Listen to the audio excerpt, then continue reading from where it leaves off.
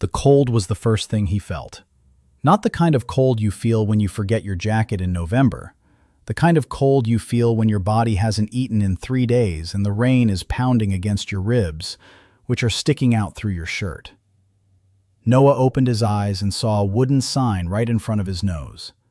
The letters were blurry, but he made out every word. Shop for sale. Price. 1 copper coin. The previous owners didn't make it. He lay curled up under a rotten awning on the wet pavement, and something was pressing against his right fist. He unclenched his fingers. A copper coin. 1 coin. A voice in his head spoke calmly and clearly, like a bank's automated message. "Welcome, merchant. The first customer will arrive in 7 minutes." Noah sat up. His head spun so violently that the pavement shifted to the left. His hands felt like someone else's. Thin, dirty, nails gnawed down to the flesh. He looked at his reflection in a puddle. A 16-year-old boy with sunken cheeks and dark circles under his eyes was looking up at him. That wasn't his face. That wasn't his body. This wasn't his world. Across the street stood a shop. The door hung by a single hinge. The window was boarded up. Grass was growing on the roof. The neighboring house had fenced itself off from it, and someone had drawn a cross on the fence with chalk. A cursed place. 6 minutes. The voice in his head didn't speak again, but Noah felt it as pressure behind his eyes, as if someone were standing behind him, waiting. He stood up. His legs gave way. He fell. He stood up again. He walked over to the door. The rotten counter inside was covered in a layer of dust a finger's width thick. It smelled musty and slightly sweet, like old coins. He placed a dime on the counter.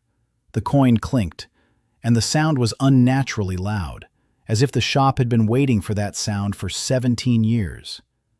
Transaction registered. Owner. No. Activating the Mutual Services Shop, Level 1. Dust swirled up in a whirlwind. The shelves behind him creaked and swung toward him of their own accord. The wooden planks on the display case cracked down the middle, and light flooded in. 1 shelf. Empty. 1 rack. Dirty. 1 owner. Hungry. 4 minutes until the first customer. Noah looked around. In the corner stood a broom missing half its bristles. He picked it up and began sweeping. Not because it made sense to clean the shop in 4 minutes, but because 23 years of life had taught him one thing. When you don't know what to do, start with the floor. He swept the dust from the counter toward the door. He put the broom back. He wiped the counter with his sleeve. The fabric left a wet mark on the wood, and the wood turned out not to be rotten. Dark oak. Nice. 3 minutes. He looked under the counter. There was a rag lying there. He wiped the surface again. The oak gleamed. 2 minutes. His stomach was empty. His head was spinning. Spots danced before his eyes. He hadn't eaten for 3 days in this body. Maybe 4. The body remembered hunger even if Noah didn't remember anything else. 1 minute. He stepped behind the counter. He straightened up. He rested his hands on the oak. And suddenly he realized he was smiling. Not out of joy. Out of habit. 23 years behind the counter. A coffee shop in Brooklyn. The shift is starting. A customer walks in. Smile. The door swung open. Rain poured in along with the smell of booze and wet metal. A man stood in the doorway. Huge. His shoulders were wider than the door frame. The blacksmith's leather apron was drenched in something dark. His eyes were red. Not from anger, from vodka, which went by a different name in this world but did the same thing. He stepped inside and bellowed so loudly that the shelves shook. He needed a rope. A strong one. Noah heard his voice, and at the same time he heard something else. Not with his ears, something deeper. As if someone had written a line directly on the inside of his skull. A true need. He wants to hang himself. He owes 47 gold pieces. His daughter died a year ago. No one had come by to ask how he was doing. Noah froze. His hands on the anvil didn't move. The blacksmith waited. There was nothing in his eyes but weariness. Not even anger remained. Just a man who had reached the end and discovered there was nothing beyond it. Noah knew that look. In Brooklyn, a woman used to come in every morning at 7. She'd order a cappuccino. She'd cry. She'd leave. 3 months in a row. In the 4th month, Noah set a glass of water in front of her and said the cappuccino would be ready in a minute, but the water was on the house. She looked at the water, then at him, and told him everything. Her husband had left. Her daughter wasn't calling. She'd been laid off from work. Noah listened and refilled her glass. 6 months later, she brought a friend. A year later, there were 8 of them. Every morning, 7 o'clock sharp, cappuccino and conversation. He wasn't saving lives. He was pouring the right drink for the right person at the right moment. Right now, the right thing wasn't a noose. Noah looked at the shelf, an empty shelf, and thought as clearly as if placing an order. Bread, warm, with cinnamon. For a man named Bart, who had lost his daughter and forgotten that food might be just fuel. The shelf flickered, not with light. The air above it quivered as if over a campfire, and a loaf of bread appeared on the tree, warm. Noah could feel the heat radiating from it a step away. The scent of cinnamon was so strong it made his own stomach churn. A tag hung next to the loaf. The price, 3 copper coins. Noah took the roll. He placed it on the counter in front of the blacksmith. The blacksmith looked at it as if it were an insult. He said he'd come for rope, not bread. Noah nodded. The rope would cost 3 copper coins, but this comes free with it. He pushed the roll closer. The blacksmith didn't move. Noah said quietly and evenly, "Eat it before you leave. Otherwise, you'll be eating it on an empty stomach, and my daughter wouldn't approve." Silence. Rain pounded on the roof. Somewhere on the street, a seagull screeched. Bart the blacksmith looked at the loaf, then at Noah, then back at the loaf. He reached out, took it, brought it to his mouth, took a bite, and something broke in his face. It wasn't pretty, not like in stories. His face just slumped, and he burst into tears with his mouth full, crumbs falling onto his apron as he choked, chewed, and cried all at once. Noah stood there and waited. He didn't say a word. He didn't touch him. He just stood behind the counter and waited, just like in Brooklyn, as always. Kuznets ate the roll in 4 minutes. Then he sat on the floor for another 10. Then he stood up. He put 3 dimes on the counter. He looked at Noah with teary eyes and said he'd be back tomorrow. Noah nodded and said he'd be waiting. Bart walked out. The door closed. A voice rang out in his head. P-level 18. Favor. Client. Bart. Status.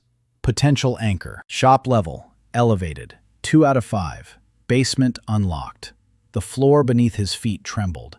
A hatch appeared behind the counter that hadn't been there before. A chill and that same smell of old coins seeped through the cracks between the planks. Only now it was stronger. And a quiet voice from below. A woman's. Mocking. The voice said that the kid had just opened the door. Noah looked at the hatch, then at the empty counter, then at the 4 copper coins that now made up his entire capital. He sat down on the floor behind the counter, leaned his back against the oak, closed his eyes. The shop is open. Noah woke up in a stranger's body in a strange world and bought the damn shop for a single copper coin. The first customer, Bart the blacksmith, came for a rope to hang himself, but Noah gave him a cinnamon roll and saved his life. The shop rose to the 2nd level, and a basement opened up, from which the woman's voice spoke. The it came along with the pain. Noah woke up on the floor behind the counter, and for the first 3 seconds couldn't figure out where the ceiling was. The ceiling was low, wooden, with mold spots. Not Brooklyn. His stomach cramped so badly that he doubled over. 4 copper coins in his pocket. 3 from Bart and 1 in change from the world. He stood up. His knees creaked. The body of a 16-year-old orphan moved like that of an old man. Malnutrition, dehydration, muscles on bones. He walked out the door. The lower Aurelion neighborhood was waking up slowly and reluctantly. Narrow streets, three-story houses standing so close together that you could step from one roof to another. Puddles, the smell of slop. Two boys about 10 years old stood across the street watching him. One told the other that Rattling had bought the damn shop. The second replied that the odds at the tavern were 7-1 that he wouldn't make it to Sunday. Both laughed. Noah looked at them and asked where he could buy some water. They stopped laughing. Then the first one pointed down the street and said that the well was communal, but he had his own bucket. Noah didn't have a bucket. He went back to the shop. He looked at the shelf, and he thought, a bucket. For a shop owner who has no water and who will die of dehydration before he dies from the curse. The shelf flickered. No bucket appeared. A voice in his head said flatly, "The on-demand catalog works only for customers. The owner is not a customer." Noah stared at the empty shelf. So the system feeds others through him but doesn't feed him. He laughed, dry, silent. Back in Brooklyn, he'd worked at a coffee shop where baristas weren't allowed to drink coffee from the machine they worked with. Some things didn't change from one world to another. He went out again. He reached the well. He asked a heavy-set woman with 2 buckets to let him have a sip. She looked him up and down and said the water wasn't free. Noah pulled out a dime. She let him drink from her bucket and took the coin. 3 dimes left. He returned to the shop. He sat down behind the counter, and he waited. The second customer arrived 2 hours later. An old woman, small, hunchbacked, wrapped in a shawl that had once been blue but was now the color of dirt. She stepped over the threshold cautiously. She looked around, then at Noah, and said she needed salt. Noah heard her, and he heard something else. A genuine need. Arthritis in both knees. It hurts to walk. She needs salt for a poultice that won't help. She wants to feel like she's doing at least something, Noah thought. Ointment. For the old woman by name. He realized he didn't know her name. He asked what her name was. She was surprised. Then she said her name was Mira. Ointment for Mira to ease the pain in her knees that keeps her from walking to the market. A shelf bent over. A small clay pot. Warm. A tag. Price. 1 copper coin. Noah placed it in front of Mira and said he didn't have any salt, but this should help better. Mira looked at the pot, then at him. She asked what it was. Noah honestly replied that he didn't know for sure, but the shop had made it for her and only for her. Mira opened the lid. She sniffed it. She rubbed a little on her wrist. 10 seconds later, her eyes widened. She rubbed some on her knee. She stood up. She sat down. She stood up again. And she said quietly that she didn't feel any pain. For the first time in 11 years. She placed a copper coin on the counter. She looked at Noah the way people look at those they'll never forget. And she left. Plus 7 favor points. Mira's client. New status. 2 copper coins in the cash register. The third client arrived an hour later. The fourth arrived 20 minutes after the third. By evening, Noah had served 9 people. A man suffering from insomnia received a pillow stuffed with dried herbs. Price, 2 copper coins. A girl of about 8 came for a hair ribbon and received one that wouldn't break. Price, 1 copper coin.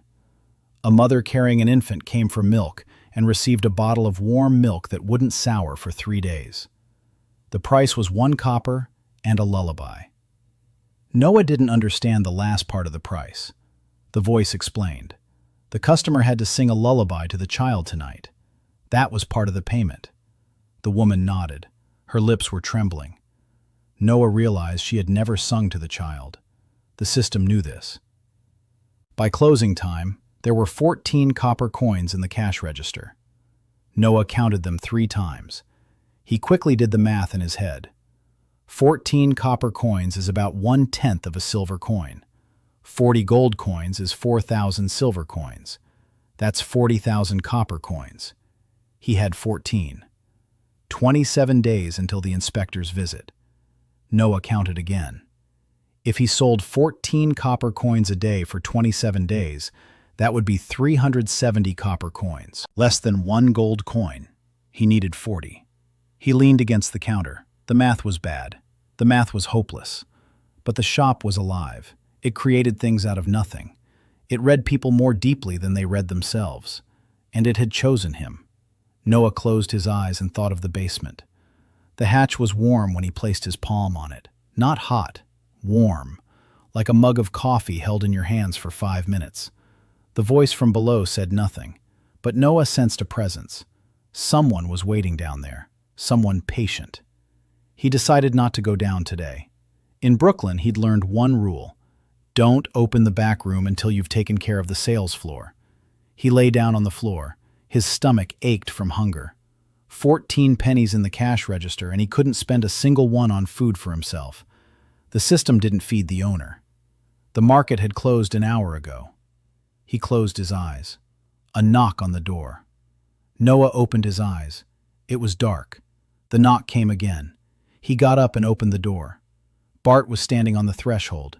The blacksmith. The very same one. No smell of alcohol on his breath. Holding a clay pot in his hands. He said he'd brought some stew. Just like that. Noah took the pot. The soup was hot. With meat. With potatoes. With something green. Bart said his wife used to make this for their daughter every evening. He hadn't made it in 3 years. He made it today. And he added that the portion turned out to be too big for one person. Noah sat on the threshold. He ate in silence. Bart stood nearby and watched the rain. Neither of them said a word. That was for the best. The pot was empty in 6 minutes. Noah returned it and said thank you. Bart nodded and left. +4 favor. Client, Bart. Total favor, 22. Noah closed the door. He sat back down on the floor.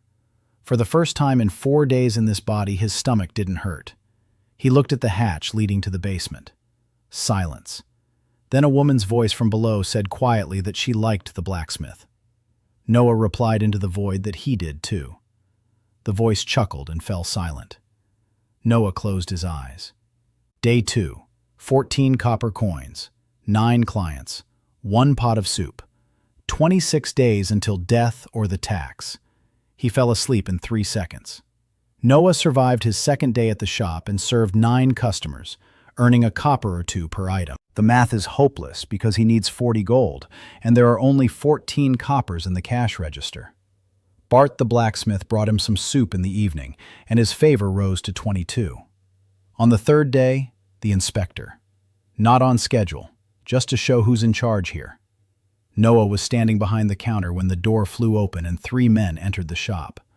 The first was short, lean, a neat Merchant's Guild uniform buttoned all the way up, thin leather gloves, eyes like those of a man who considers everyone around him an arithmetic error.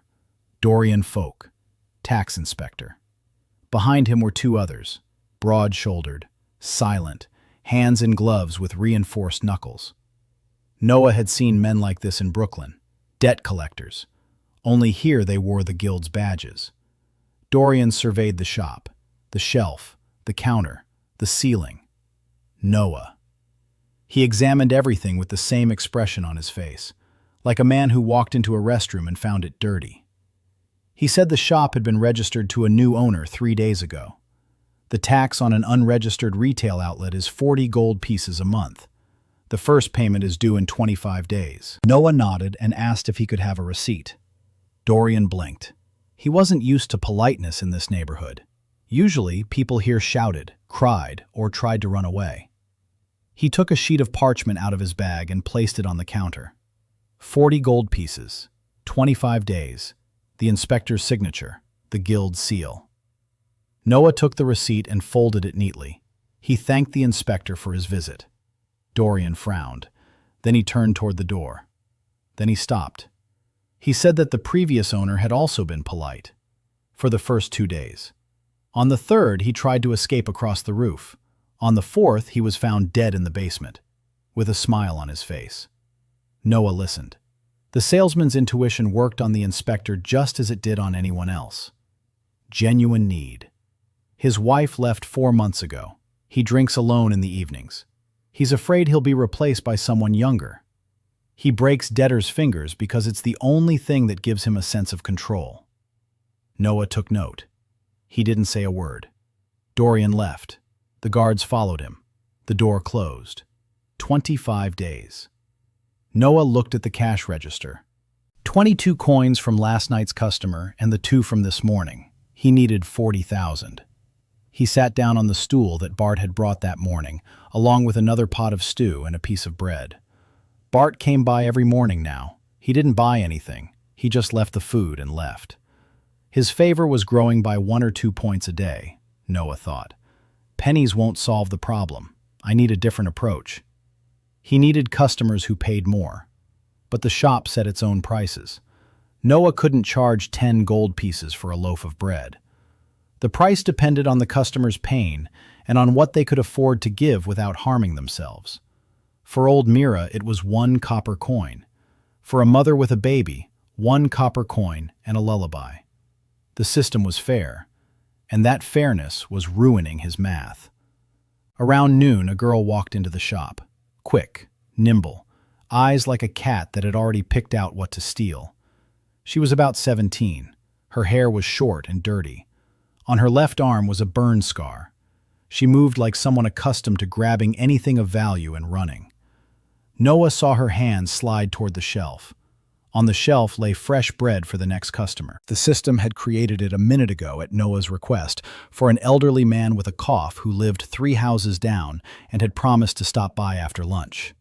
Her fingers closed around the bread. Noah said calmly, "This bread is for Thomas, the one with the cough, 3 houses down. If you eat it, nothing will happen, but Thomas will cough for 1 more night." She froze. She looked at him. Her hand, holding the bread, hung in the air.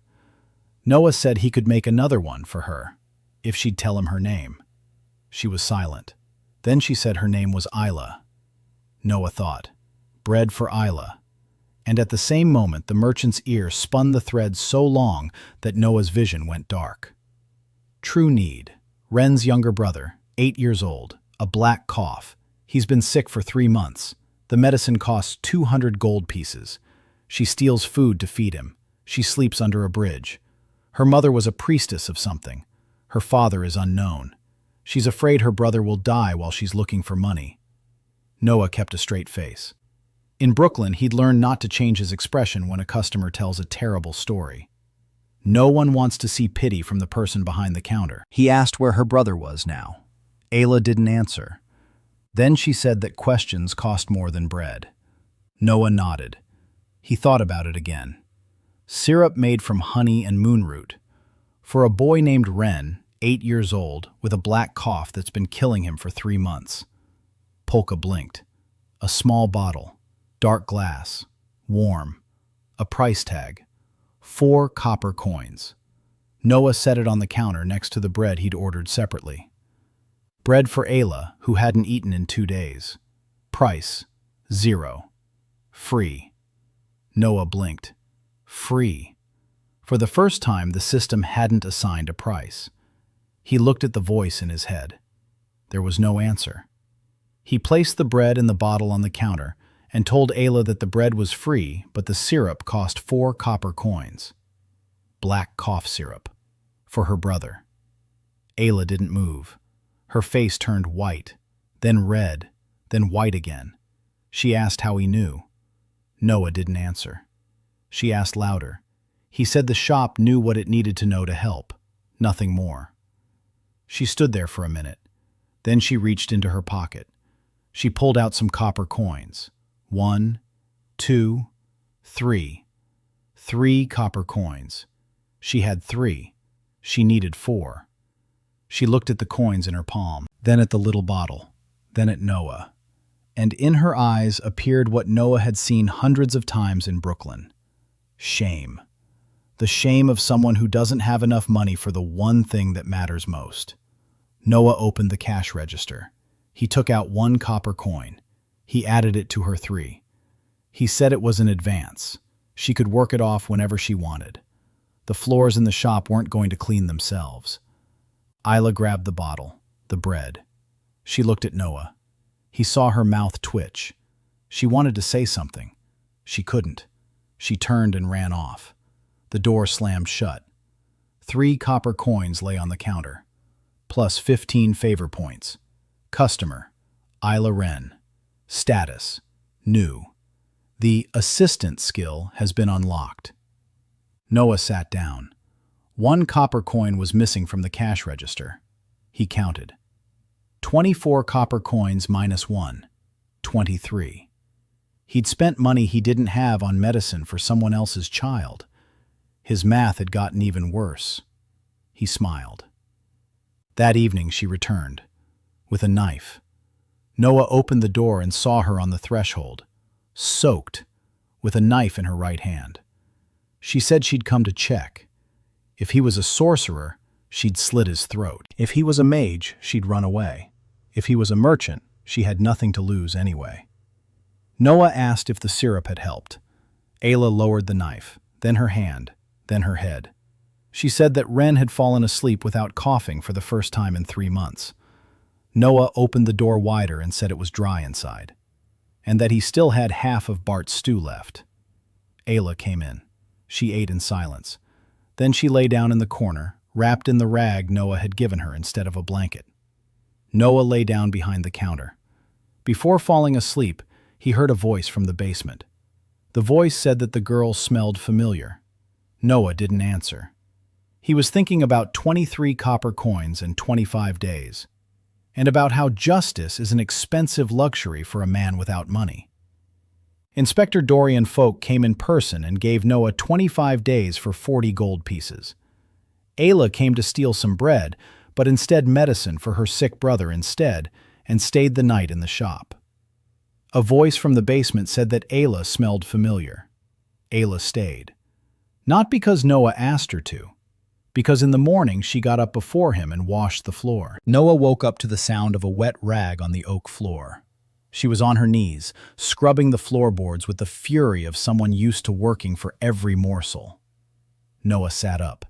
He looked at her. He said good morning. She didn't answer. He looked at the floor. The floor was gleaming. He said the floor looked good. She said it wasn't for him, but for the syrup. Noah nodded. Bart arrived at 7 in the morning as usual, with some soup and a piece of black bread. He saw Ayla. He frowned. Then he looked at Noah. Noah said that this was Ayla and she was helping out in the shop. Bart grunted. He set down the pot and left. His favor had increased by 1 more. 23. By 10 in the morning, 4 customers had come in. Mira returned for a second helping of ointment. This time she brought a neighbor along. The neighbor wanted a remedy for a headache. Noah asked her name. Elsa. He thought for a moment. A remedy for Elsa's headache, the one that comes every evening and keeps her from sleeping next to her husband. The shelf flashed. A small pouch of dried leaves. A price tag. The price. 1 copper coin and a promise to her husband. Elsa blushed. Noah didn't bother to explain. She paid the copper coin and left quickly. Mira lingered. She looked at Noah and told him what people were saying about him at the market. Noah asked what they were saying.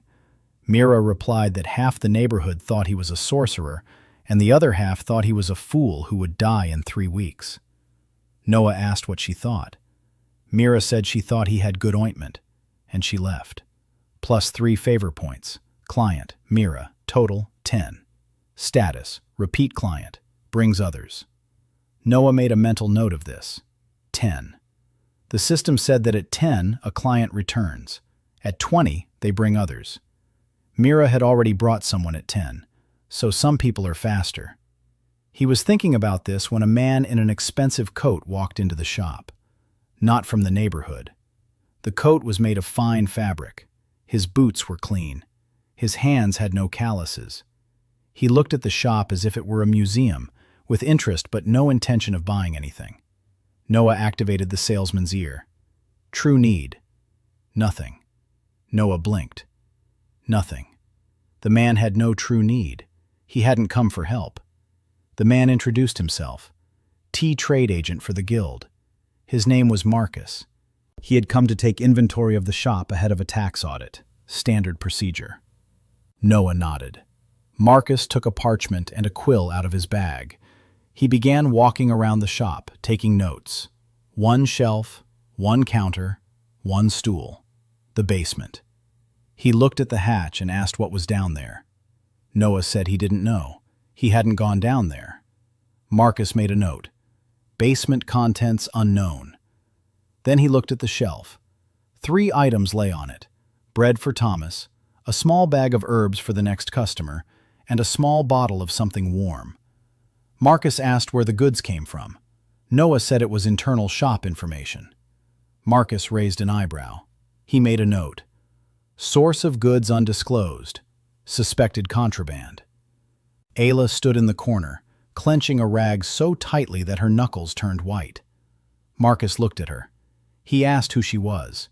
Noah said she was an assistant. Marcus made a note. Unregistered staff. Violation of paragraph 6. He folded the parchment. He looked at Noah. He said the report would be sent to the Unregistered Trade Division within 3 days. If contraband was found, the fine would be an additional 50 gold pieces. And he left. Ayla exhaled. She said that this man was bad. Noah shook his head. He said that this man was empty. He had no purpose. He'd come to work. That's worse than being bad. At least a bad person wants something. An empty person does what he's told and asks no questions. Ayla asked what they should do now. Noah said they should do the same thing as before. Work. Only faster. By evening, there were 31 copper coins in the cash register. Noah sat on the floor and counted. 8 days. 31 copper coins. His typing speed was increasing, but not fast enough. Even if he doubled the number of customers every day, that would only amount to 300 copper coins by the end of the month. Less than 1 gold coin. He needed 40. He looked at the hatch leading to the basement. The voice had been silent all day. Noah stood up. He walked over to the hatch. He placed his palm on the wood. It was warm. He lifted the cover. A staircase leading down. Stone steps. Darkness.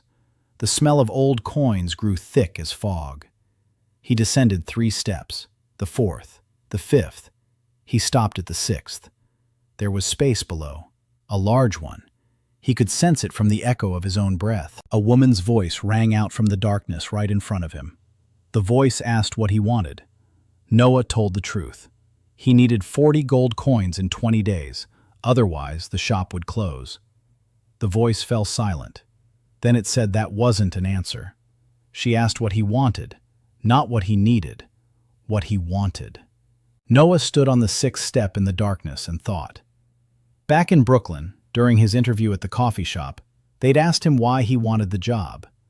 He replied that he liked it when people left in a better mood than when they arrived.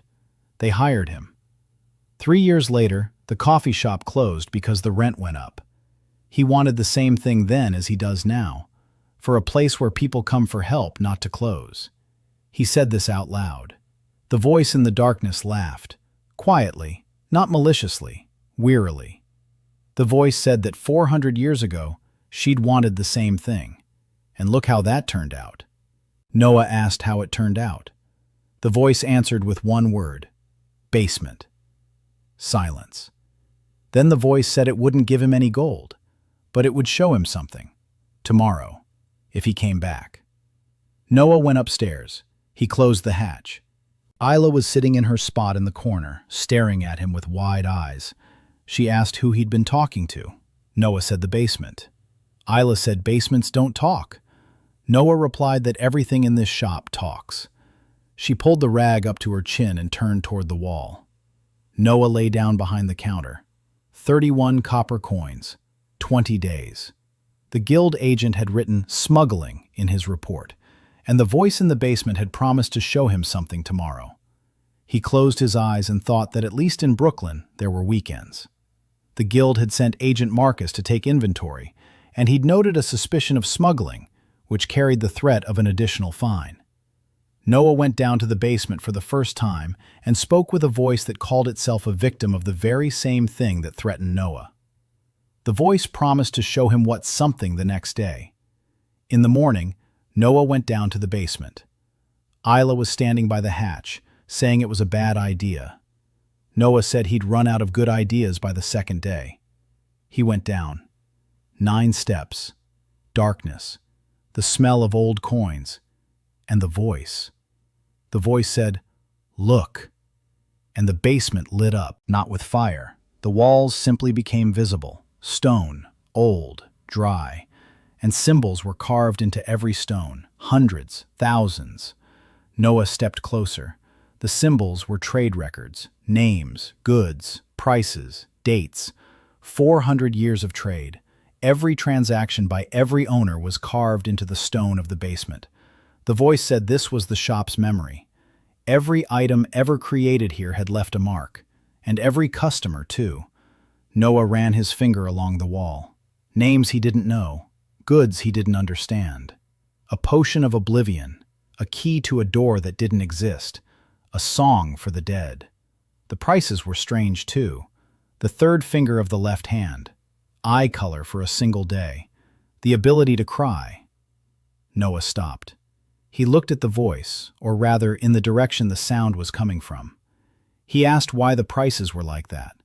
The voice replied that the shop used to operate differently. The first owner wasn't paid by the customer. The shop took the most valuable thing a person had from whoever was in need. Not gold, not silver, a part of themselves. And the merchandise worked 1,000 times more powerfully.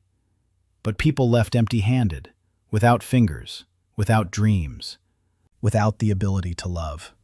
Noah felt the hairs on his arms stand on end. He asked, "And now?"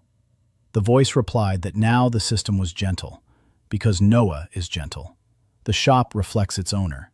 His coins and lullabies are his version of the price. Another owner would have a different system.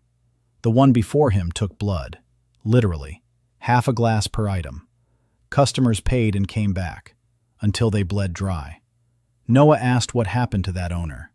The voice replied briefly, "She ate him." Noah fell silent. Then he asked who she was. The voice answered, "The shop. The shop ate him. He took too much from people, and the shop decided he was the merchandise, not the merchant, and it sold him, piece by piece, in a dream." Noah stood in the basement, thinking about what was inside the monster's stomach, and the monster was talking to him. The voice said not to be afraid. She wasn't going to eat him, not yet. Then she added that she was joking. Then it said it wasn't exactly a joke. Noah sat down right on the stone floor. It was cold. He asked why she'd called him here. The voice replied that she wanted to show him an inscription on the far wall. Noah stood up and walked over to the far wall. There was an inscription there, larger than the others, carved deeply. A name. Lyra. The merchandise. Herself. Price. 400 years. Buyer. The guild. Noah read it 3 times. Lyra had sold herself to the guild for 400 years of imprisonment. He asked why. The voice fell silent for a long time. Then it replied that she hadn't sold herself. She had been sold. She was Aurelian's first merchant. She built this shop when there was no kingdom yet, when trade was free and fair. Then came those who decided that trade should belong only to them. They called themselves the Guild. They offered Lyra membership. She refused. They offered again. She refused again. The third time, they didn't ask. They came at night, with chains, and with an artifact that could seal a merchant's intent inside their own shop. They sealed Lyra alive, beneath her own floor, within her own walls, and they declared the shop cursed. 400 years, 7 owners before Noah. Each one heard her voice. Each one used the shop in their own way. Each one died. Not from the curse, from the guild. Because every time the shop started doing too well, the guild sent people. Noah sat on the floor and felt the stone chill his bones. He asked why she was telling him this right now. The voice replied, because the guild agent had already written his report. In 3 days, Magister Cassius Wayne would read it, the head of the unregistered trade division. The very same division that 400 years ago called itself the sealing division. Noah stood up. He went upstairs. He closed the hatch. Ayla was waiting at the counter. She asked, "So, what's going on?" Noah looked at her, then at the door, then at the shelf where warm bread lay for the next customer. He said the shop wasn't cursed. The shop was alive, and the guild killed anyone who discovered this. Ayla said that was bad news. Noah agreed. Then he said there was good news too. She asked what it was. Noah replied that the shop was on his side, as long as he was on the customer's side. The door opened. The first customer of the morning walked in. A middle-aged man with a bandaged arm. Noah stood behind the counter. He put on a smile. He asked how he could help. Work is work, even if you're working inside a living creature that ate the previous manager. Especially then. By noon, he'd served 7 people. The man with the bandaged arm got some ointment for 2 copper coins. The woman suffering from insomnia got a pillow filled with herbs for 1 copper coin and a promise to talk to her daughter tomorrow. A boy of about 12 got a whistle that his dog could always hear. The price was 1 copper coin. The old man received reading glasses.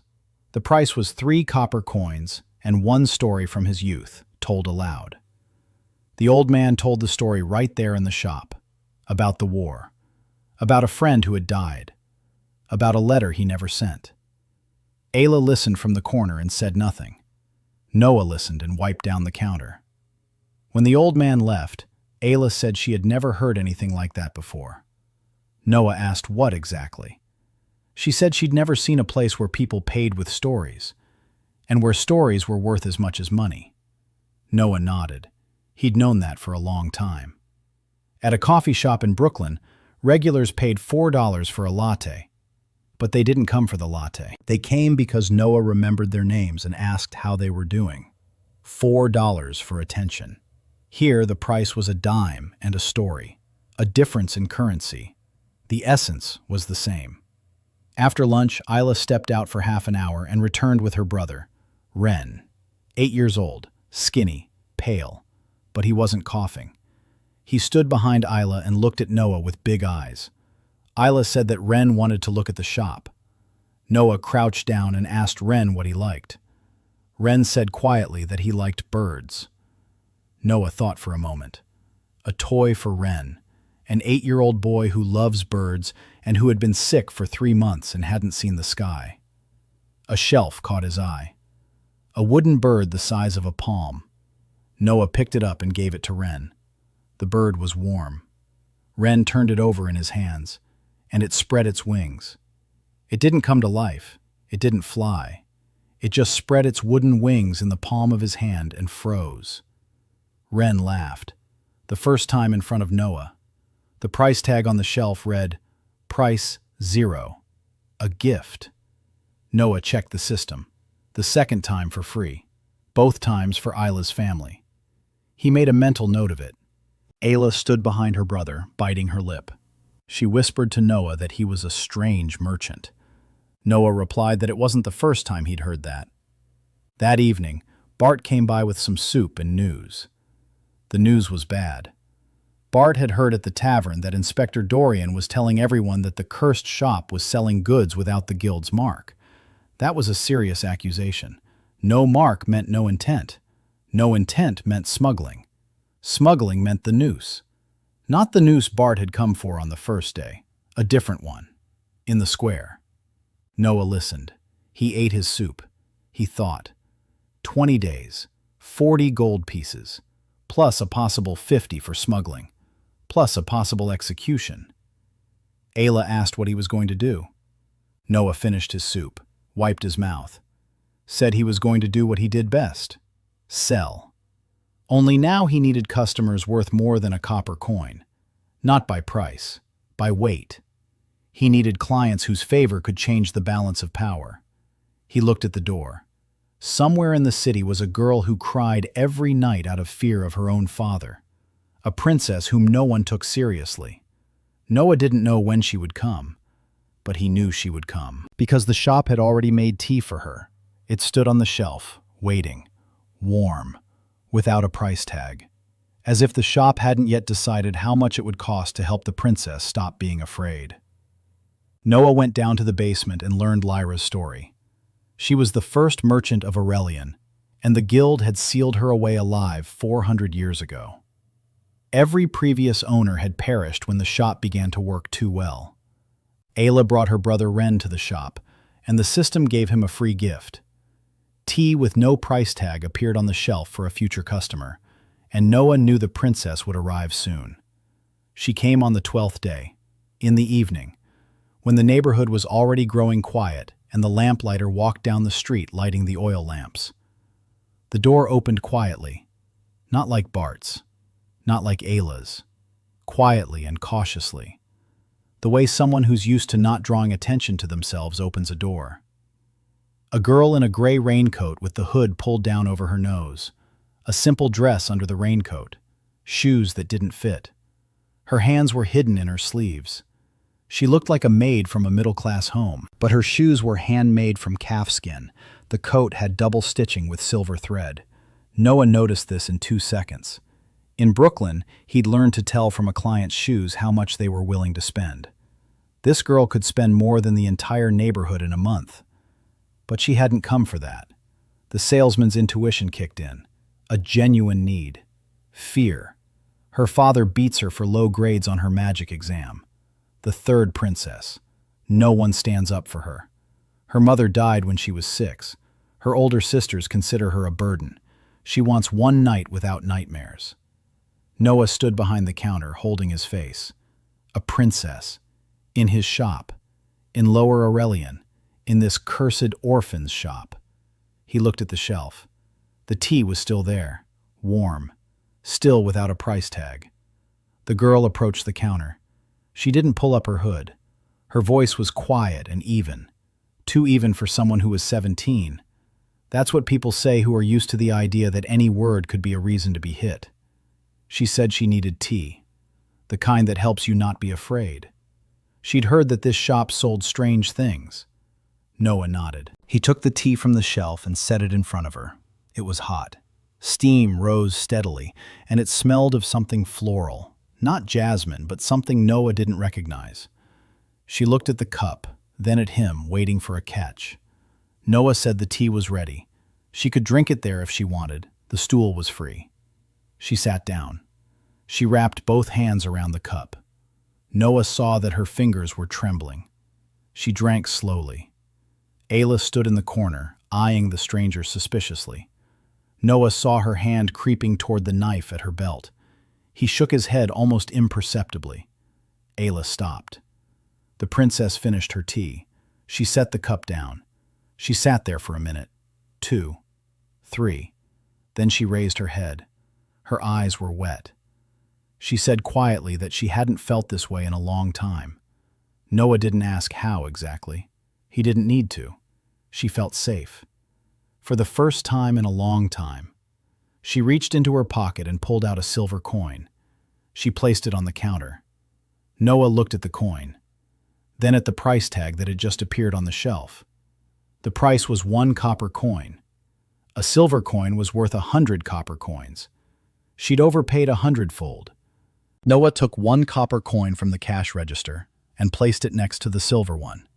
He said the tea cost 1 copper. The change was 99 copper coins. But he didn't have that much change.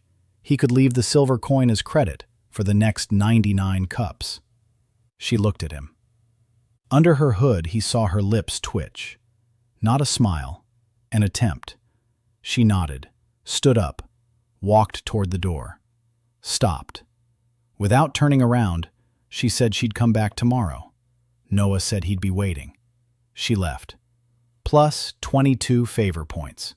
Client, the stranger with gold. New status. Ayla walked up to the counter. She picked up a silver coin. She twirled it between her fingers. She said it was real silver, royal minting, with the coat of arms of House Aurelian. Noah nodded. Ayla looked at him. She asked if he knew who that was. Noah said he knew, but it wasn't his business. His job was to make sure the tea was hot. Ayla opened her mouth. Then she closed it. She shook her head and went back to her corner. Noah put the silver coin in the cash register. 100 copper coins. Plus the 31 that were already there. 131. Still a drop in the bucket. But silver. The first silver in the cash register. Lyra's voice came from the basement. She said the scent of royal blood was hard to mistake. Noah replied that he had no intention of using it. Lyra laughed. She said he was the only merchant in 400 years who'd received royal silver and gotten upset about it. Noah didn't answer. He was staring at the door through which Princess Celeste had left. Two shadows flashed past her on the street. Men in black. They were following her. Noah took note. The princess returned the next evening. And the next. And the next. For 4 evenings in a row she came dressed in gray, sat down on a stool, and drank tea. She didn't say a word. Noah didn't ask. Isla got used to it and stopped reaching for her knife. On the 5th evening, the princess took off her hood. Her hair was chestnut brown. Her face was delicate. The bruise under her left eye was covered with something flesh-colored, but Noah could see it. She said her name was Sel. Noah nodded and said her tea was on the counter. On the 6th evening, she spoke up. She said she had a mana control exam tomorrow, that she'd fail, that her father would be furious, that she was thinking of running away from the palace. Noah listened. He was wiping down the counter. When she finished, he asked her one thing. Where would she go if she ran away? She fell silent. Then she said she didn't know. Nowhere. Noah nodded. He said there was always a stool in the shop. On the 7th evening, she brought a book. A textbook on mana control. A thick one, with gold lettering. She said she didn't understand a thing. Noah looked at the book. He didn't know how to control mana. He was a barista from Brooklyn. But he knew how to explain complicated things in simple terms. For 3 years, he'd trained new employees who couldn't tell Arabica from Robusta. He opened the book, read the first page, then the second, then the 10th. Mana worked like water. It flowed downward. It gathered in the lowlands. Control is about channels and locks. Noah explained this to Celeste in 20 minutes, using a cup of tea and the counter as a model. The cup is the mage. The tea is mana. The counter is the world. If you pour tea past the cup, it goes into the counter. If the cup is cracked, the tea leaks out. You have to fix the cup first. Celeste listened. Her eyes widened. She said that in 12 years of training, no one had ever explained it to her like that. Noah shrugged. He said that sometimes you need someone who doesn't know the right way to explain it. That person explains it the only way they know how, in a way that makes sense. Celeste left that evening with her back straight. No slouching. +5 favor. Total favor, 27. The next day she didn't show up, nor the day after that. On the 3rd day, Noah began to worry. On the 4th day, she burst into the shop. Without her hood, her eyes were shining. She said she'd passed the exam. 2nd highest score in the class. Her father didn't hit her. For the first time in 2 years. She was laughing. It was the first time Noah had ever seen her laugh. It was the first time Ayla had ever seen a client laugh without being tickled. +8 favorability points. Total, 35. Noah smiled. Then he looked out the window. 2 shadows in black stood across the street. They weren't hiding. They stood there looking at the shop. Noah memorized their faces. In 3 days, they'll come. Not for tea. Princess Celeste had started coming to the shop every evening for tea out of fear. Noah helped her understand her magic textbook, and she passed her exam for the first time in 2 years. Her favor rose to 35. The princess is being watched by the 2 men in black, and Noah realizes they'll be coming to the shop soon. They didn't come. Instead, Dorian Falk came. On the 14th day, 2 weeks ahead of schedule. Noah stood behind the counter, counting the cash. 293 copper coins and 1 silver coin. Business was booming. There were more customers. Mira brought 4 of her neighbors. Bart told the blacksmiths from the neighboring block. The boys who had bet on Noah's death now peeked through the door and asked to see the bird that spreads its wings. Noah made whistles for them, 1 copper coin apiece. The door opened. Dorian entered first.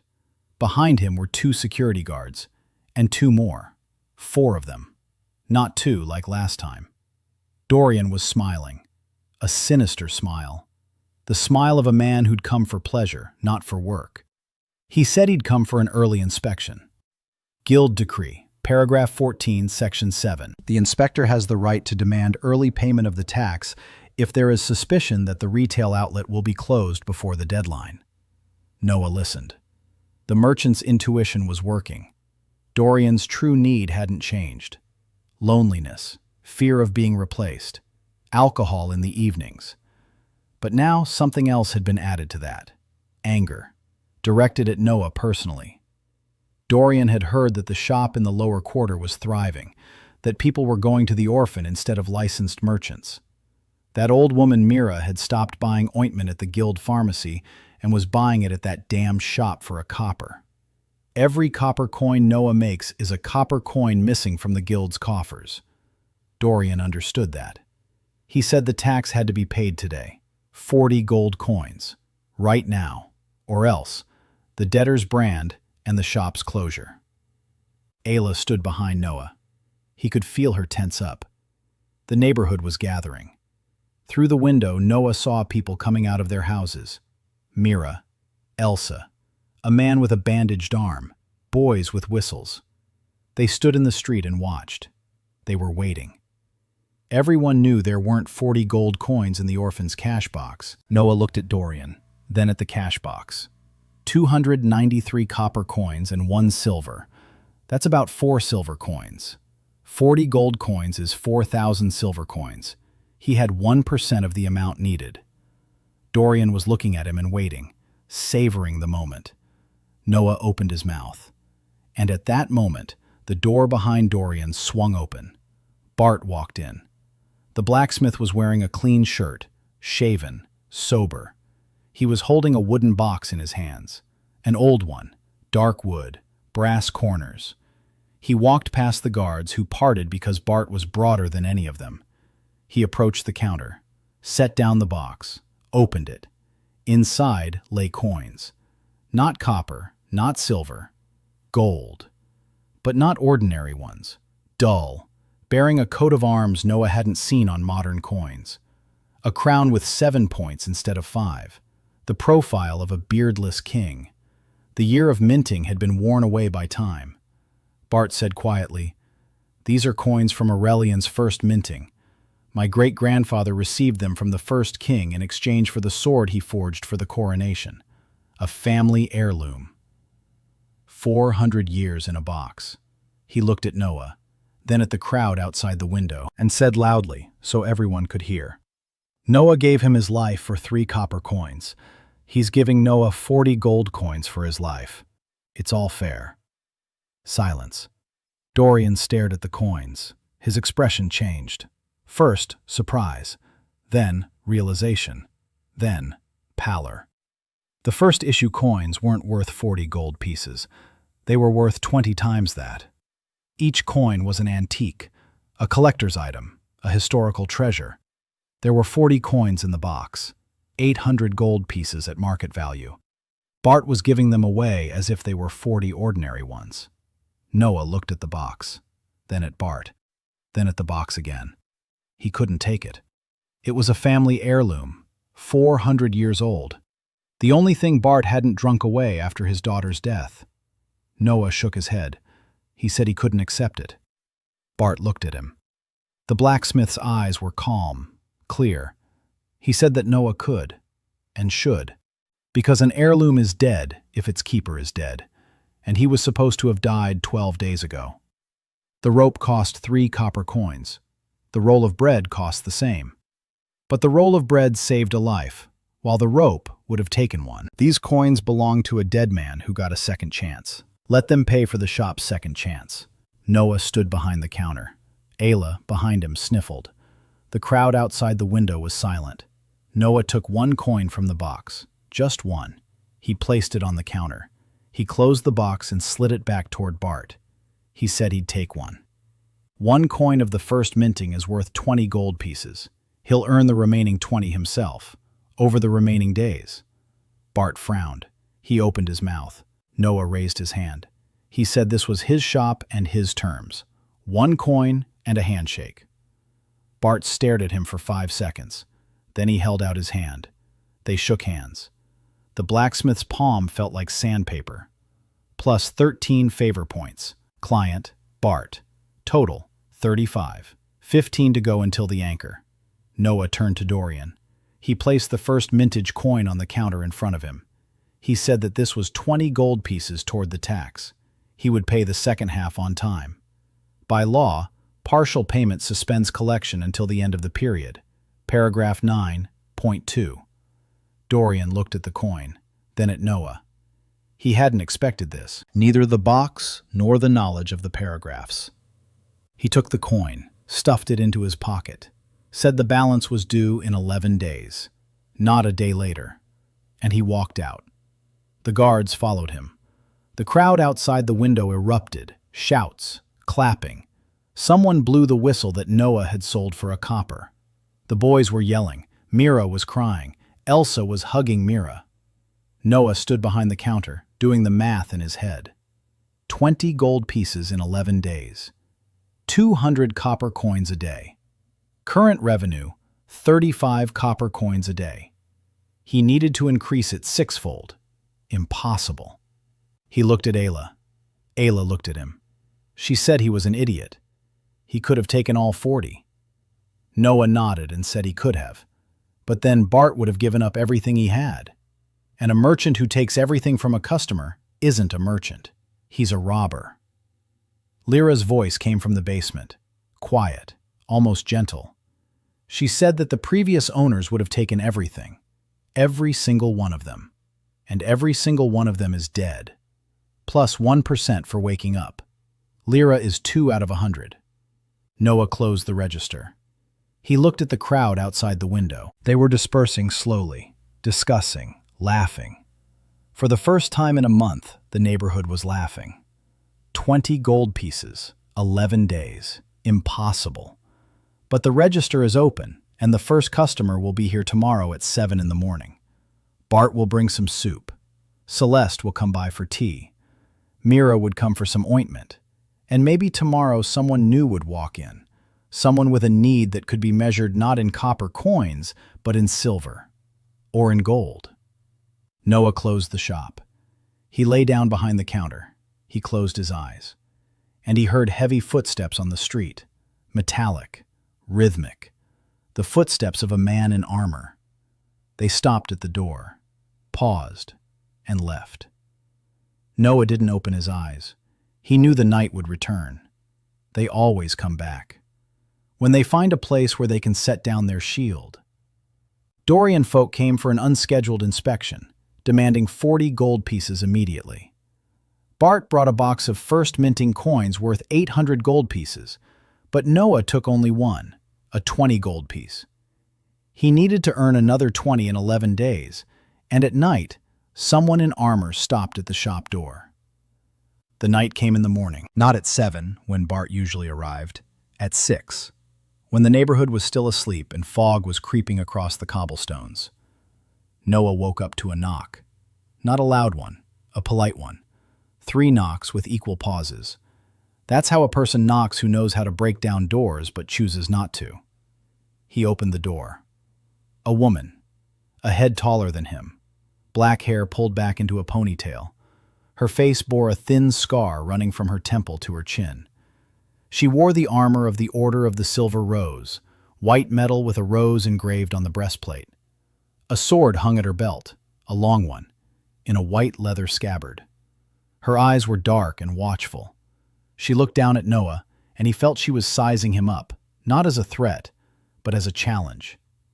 Kim Ha-yeon, a knight of the Order of the Silver Rose, the only woman in the Queen's elite unit. She said she had come with orders, to investigate into unregistered magic trade in the lower quarter. She was tasked with inspecting the shop and, if necessary, arresting the owner. She said this flatly and without pleasure, like someone who was doing a job rather than enjoying it. A merchant's ear. True need. The taste of metal on her tongue. Every day since her first killing on the southern border. 8 months ago, she killed a man with a sword. She was defending the village from marauders. The blade pierced his throat. Blood. Metal. Ever since, every bite of food tastes like iron. She can't eat her fill. She's losing weight. She doesn't tell anyone. The order despises weakness. She is the only woman and has no right to be weak. Noah stood in the doorway, watching the knight who had come to arrest him. Behind his back, Isla grabbed a knife from the corner where she'd been sleeping. Ren pressed himself against the wall. Noah told Isla to put the knife away. Then he looked at Kim and said that the shop opened at 7, but he could make an exception for her. She could come in and look at whatever she wanted. Kim went inside. She looked at the shelf, the counter, the corner where Isla had been sleeping, and the hatch leading to the basement. She asked what was down there. Noah said it was the basement. She asked if she could take a look. Noah said she could, but he didn't recommend it. The walls talk down there. Kim looked at him. She figured he was joking. She lifted the hatch. She looked down. Darkness. The smell of old coins. Lyra's voice from the darkness said, "Hello, sword." Kim slammed the hatch shut, her hand on the hilt, her eyes wide. Noah said calmly that it was just the basement. He greets customers that way. Kim stood with her hand on the sword for 30 seconds. Then she let go of the hilt. Then she looked at Noah. She asked what kind of shop this was. Noah replied that it was a shop where everyone gets what they need. Not what they want, what they need. Kim looked at him, then at the shelf. There was bread on the shelf, fresh, warm. It had appeared a minute ago. Noah hadn't ordered it. The shop had created it on its own. A price tag. Bread for the knight who has forgotten the taste of food. The price was 3 copper coins. Noah picked up the bread. He placed it on the counter in front of Kim. He said it was for her. Kim looked at the bread, then at Noah. She asked how he knew. Noah said the shop knew. It just puts it on the counter. Kim didn't move. Then she took off her glove, the right one. She picked up the bread, took a bite, and froze. Her face changed. The tension drained from her shoulders, from her jaw, from her eyes. She chewed slowly, swallowed, took another bite, finished it in 3 minutes. Then she sat on the stool and stared straight ahead. Then she said quietly that for the first time in 8 months, food actually tasted like something. Not metal. Bread. Just bread. Noah nodded. Kim took 3 copper coins out of her pocket and placed them on the counter. Then she looked at the scroll with the arrest warrant. She took it in both hands, tore it in half, then again. She placed the scraps on the counter next to the coins. She said she hadn't found anything illegal, just an ordinary shop, bread and ointment. Noah gathered up the scraps and threw them away. Kim stood up. She walked toward the door. She paused. Without turning around, she said that others would be sent after her. Not like her. The real ones. Noah replied that he would wait. He had good bread. Kim left. Plus 18 favor points. Client, Kim Ha-Yun. Status, silent witness. Isla exhaled. Ren emerged from behind the wall. Noah sat down on a stool and thought that he could have been arrested just now. Then he thought that bread solves problems better than arguments. Then he thought that 20 gold pieces for 10 days was still impossible. Kim returned the next day, without armor, in a simple shirt and pants, without a sword. She entered quietly, bought some bread, 3 copper coins, ate it behind the counter, left, didn't say a word. On the 3rd day, she came again. She bought some bread, she ate it. Then she said she was taking the shop under her protection. Unofficially. If people from the order came, she'd warn him. Noah thanked her. He asked why. Kim looked at him and said that in the order, they'd taught her to protect those who feed her. It wasn't an order. It's an instinct. Plus 4 favor points. Total, 22. There were 410 copper coins in the cash register and a silver coin from the princess. 4 silver coins and 10 copper coins. 20 gold coins equal 2,000 silver coins. He had 4. 8 days. Noah counted and recounted. The numbers didn't add up. Not even with the increase in clients. Not even with Celesta's silver coin. He needed a breakthrough. Not gradual growth, but a breakthrough. And the breakthrough came from where Noah least expected it, from the basement. On the 15th day, Lyra spoke of her own accord. Not at night, in the daytime. Right in the middle of business. A customer was standing at the counter, waiting for some back ointment. Lyra's voice spoke directly into Noah's head. Ask him about his son. Noah froze. Then he asked the customer about his son. The man turned pale. He asked how Noah knew. Noah didn't answer. The man told him.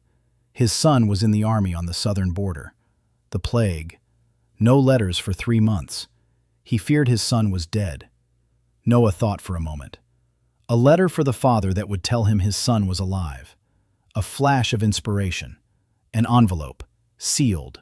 No address. A price tag. 1 silver coin. Noah placed the envelope and the ointment on the counter. The man looked at the envelope, then at Noah. With trembling hands he opened it. Inside was a piece of paper, his son's handwriting. 3 lines. Noah didn't read it. The man read it. He cried. He pressed the slip of paper to his chest. He placed a silver coin on the counter and left, clutching the envelope. Noah watched him go. Then he looked at the shelf, then at the floor, down into the basement. He asked Lyra quietly, "His son is alive. It's true." Lyra replied that the shop never lies. Never. If the letter is on the shelf, it means his son is alive. Noah nodded. A silver coin, the second one. The shop could create things more valuable than bread, things that were worth silver. You just had to know what kind of pain to treat. A minor pain costs a copper. A major pain costs silver. Noah realized this in that moment, and the world became a different place. Not because he was going to exploit someone else's pain, but because he understood the scope of what the shop could do. Not ointments and bread. Answers, connections, things you can't buy anywhere else. Because nowhere else does the seller listen to what you really want. 8 days. 20 gold pieces. Noah smiled. For the first time in a week, math became possible. Knight Kim Ha-yun arrived with an order to arrest Noah, but the metallic taste of the bread changed her mind. She tore up the order and placed the shop under her unofficial protection. Lyra began suggesting questions for Noah to ask his customers, and the shop produced a letter from a living son in exchange for a silver coin. Noah realized that great pain was more expensive, and math, including taxes, became possible. 6 days until the deadline. Noah changed his strategy. In the morning, he served the neighborhood as usual. Bread, ointments, herbs, and copper coins. But after lunch, he would leave the shop and head into town. Isla stayed behind the counter. She didn't know how to hear true need, but she knew how to smile and quote a price. That was enough for regular customers who knew what they wanted. Noah walked through the market, through the squares, through the taverns on the border of the lower and middle quarters. He wasn't selling, he was listening. The merchant's hearing worked within a 5-step radius. Every person within 5 steps of Noah carried a line. A true need. Noah walked by and read. A merchant from the southern market. A true need. His wife is cheating on him. He knows it but is afraid to ask. A guard at the gate. A true need. His tooth has been aching for 3 months. He has no money for a doctor. He's too ashamed to ask. A woman with a basket of apples. A true need. Her daughter hasn't spoken to her for 2 years. She doesn't know why. Noah would stop. He'd approach them. He'd speak softly. He has a shop in the lower quarter. If someone needs something that isn't available at the market, he can help. Some people looked at him as if he were crazy. Some laughed. Some memorized the address. 3 came the next day. The guard with the toothache got some gunpowder for 2 copper coins. The woman with the apples received a letter from her daughter, a real one. The shop had created him. The price was 1 silver coin and an apple tree planted in the courtyard. The woman didn't understand why an apple tree was needed. Noah said the shop decided. The woman paid. The second customer in 2 days to pay with silver. On the 19th day, a man Noah wasn't expecting came into the shop. Not from the neighborhood, not from the market, from the middle city. His clothes were nice but not opulent, merchant's attire. His face was serious, the hands of a merchant, hands that had counted money 1,000 times. He said he'd heard about the shop, that they sold things here that couldn't be found anywhere else. He asked if that was true. Noah said it was. A merchant's rumor, a genuine need, a son, 14 years old. He hasn't spoken since birth. Mute. Doctors are powerless. Mages are powerless. The father is willing to give up everything. Noah listened to the words and felt them grow heavier. It was a great pain, a very great one. He asked the man why he had come. The man said he wanted to hear his son's voice. Just once. Noah closed his eyes. He thought. A remedy for a 14-year-old boy named... He asked what his son's name was. The man replied, Eric. A remedy for 14-year-old Eric, who had never spoken and whose father would give everything for it. A shelf flickered. A small wooden flute. Warm. With a tag. The price? 5 silver coins, and the father's name spoken aloud in front of his son. Noah read the tag and placed the flute on the counter. The man watched. He asked what it was. Noah said it was a flute. His son must play it every evening. In 7 days, he'll start talking. But there's a condition. Every evening while his son plays, the father must sit beside him and say his own name. Out loud. Not his son's name, his own. The man didn't understand. He asked why. Noah said that's what the shop had decided. The man was silent. Then he took out his wallet, counted out 5 silver coins, placed them on the counter. He took the flute. He looked at Noah. He said that if this was a trick, he would come back and burn down the shop. Noah nodded and said that was fair. The man left. 5 silver coins. For a single item. Noah counted the cash register. 8 silver coins and 470 copper coins. That came to 12 silver coins and 70 copper coins. 20 gold coins equal 2,000 silver coins. He had 12. 6 days. Noah sat down. His math was off again. 12 out of 2,000. Even silver-paying customers didn't solve the problem. He needed gold. And gold-paying customers were people with pain that nothing in the world could cure. You wouldn't find those at the market. That evening, Celeste came by, without her hood. She'd stopped hiding her face a week ago. The bruises were gone. Her exams were going well.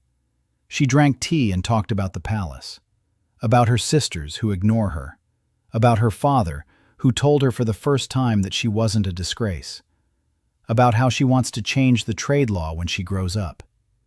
Noah listened and washed the cups. Then Celeste fell silent. She looked at him seriously. She asked how much he needed for the tax. Noah said, 20 gold pieces. Celeste reached into her pocket. Noah raised his hand. He said no. She stopped. She asked why. Noah said that if the princess paid the tax for the shop in the lower quarter, word would get out, to someone at the palace, to someone in the guild. She'd be officially linked to the shop. And the shop was under suspicion of smuggling. It would hurt her. Celeste looked at him. Then she said she didn't care. Noah shook his head. He said he didn't not care. She was a client. It was his job to protect clients, even from their own generosity. Celeste clutched the cup with both hands. Then she set it down.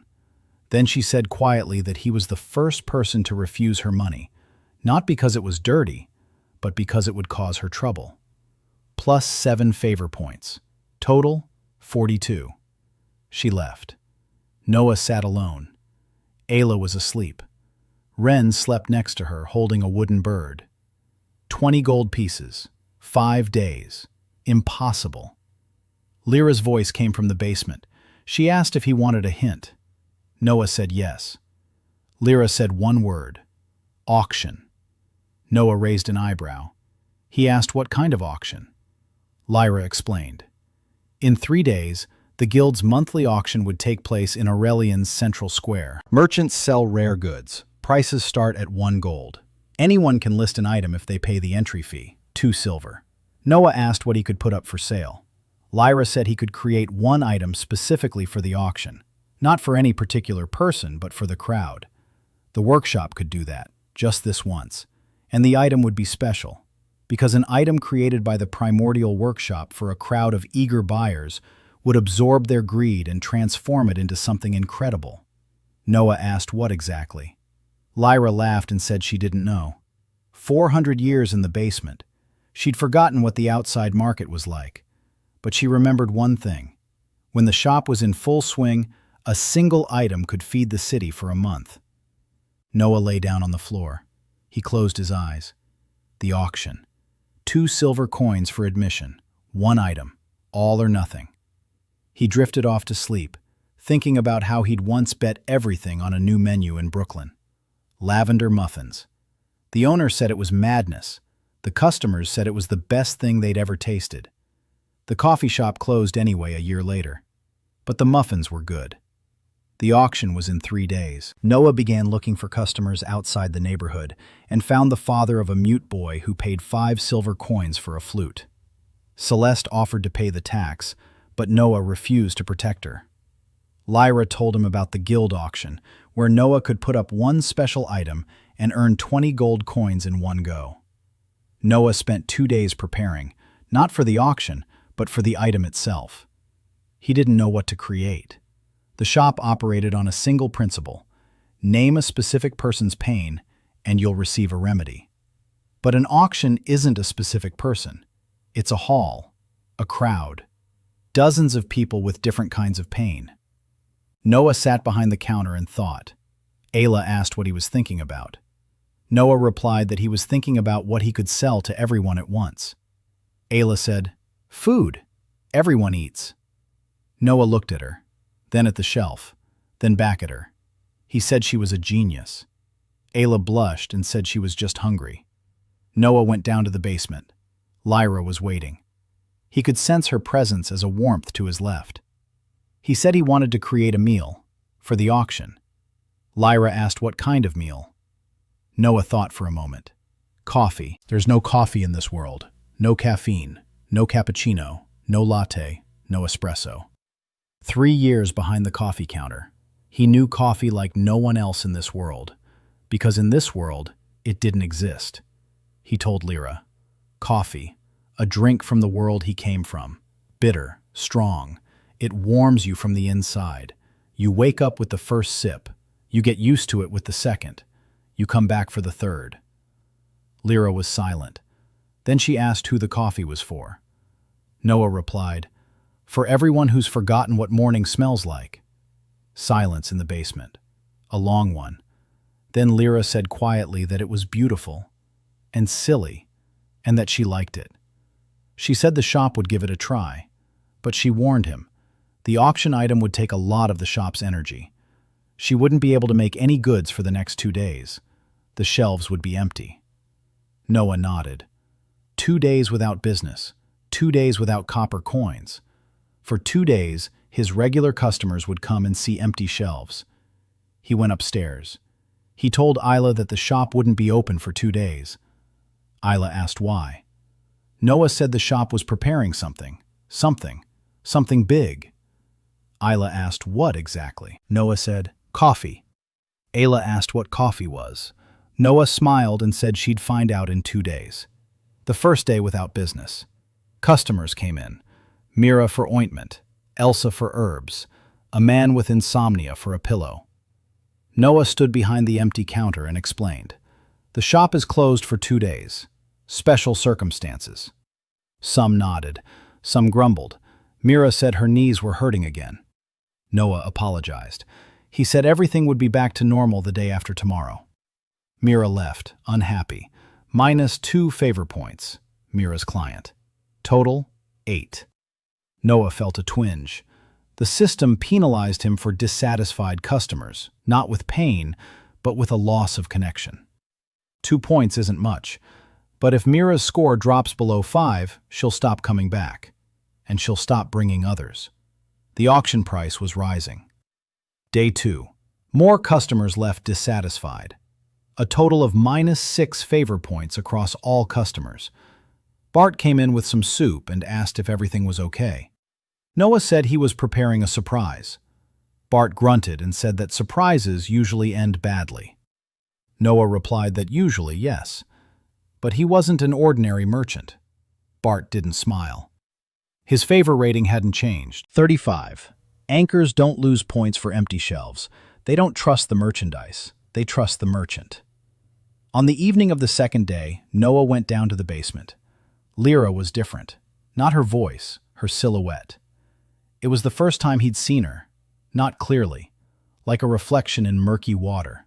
The contours of her body, long hair, slender arms.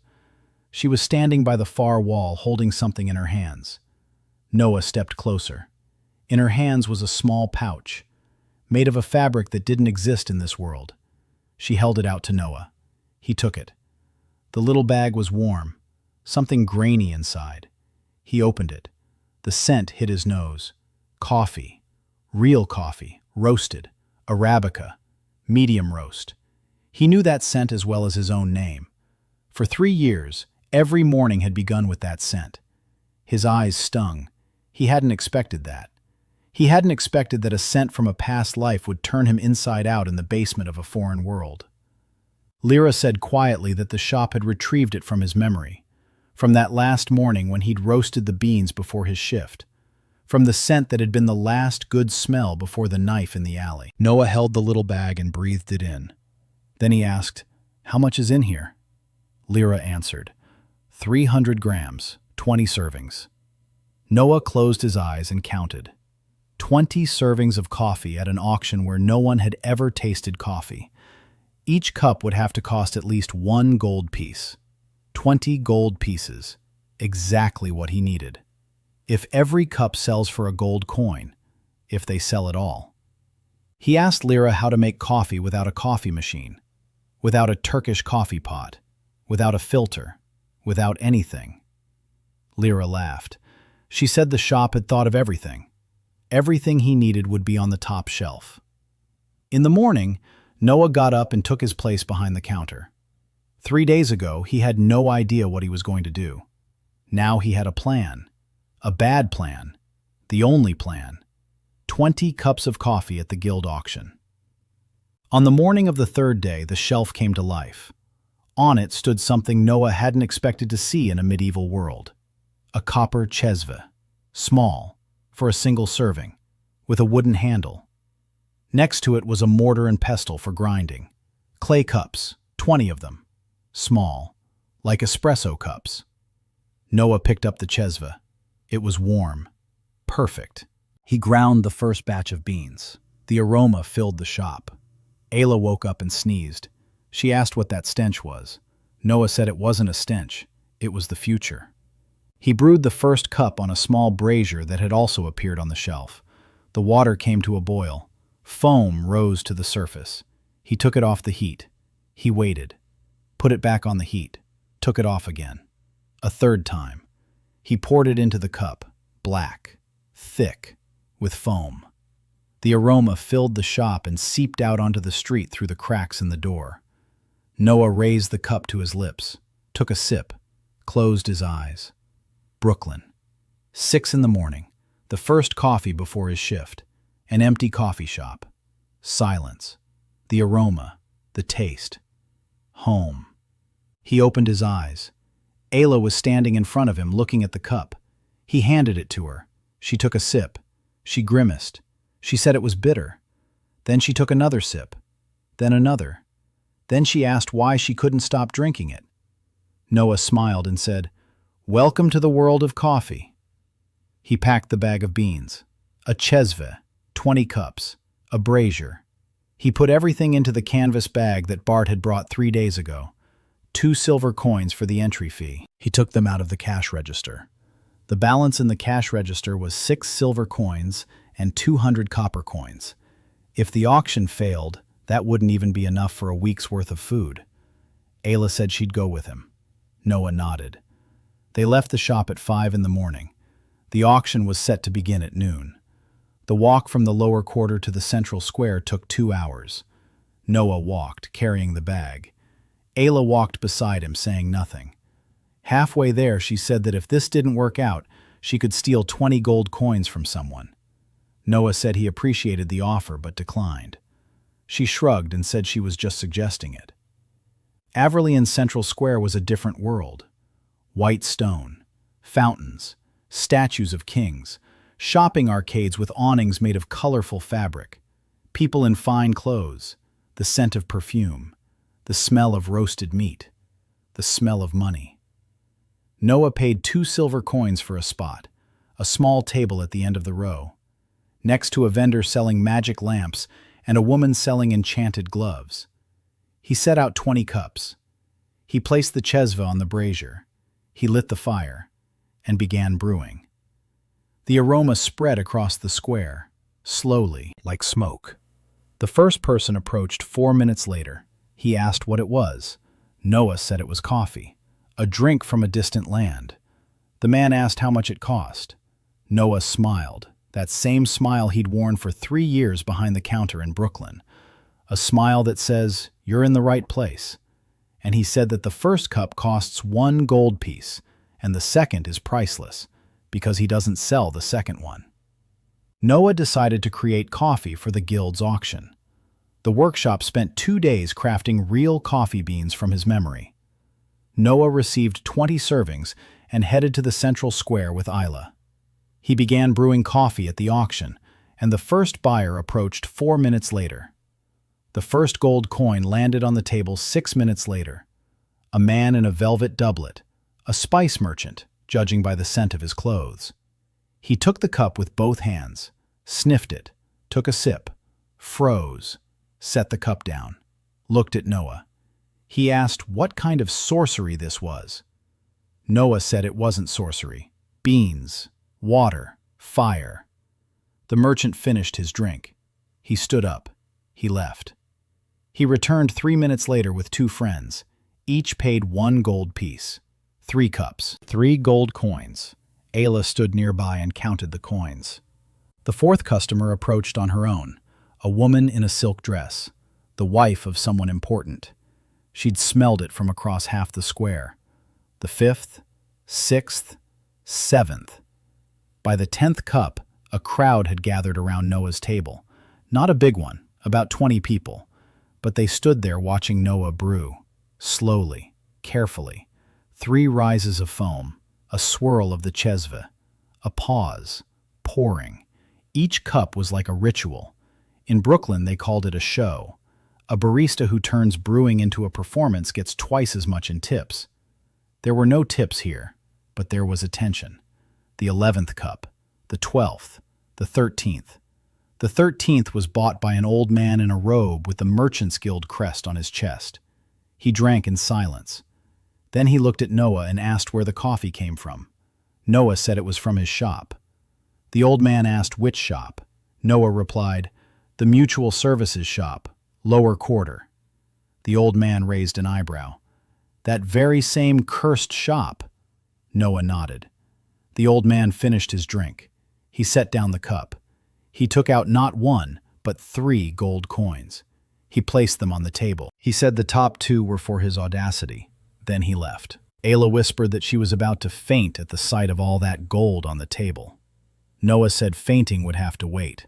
There were 7 cups left. The 14th, the 15th, the 16th. 1 gold coin each.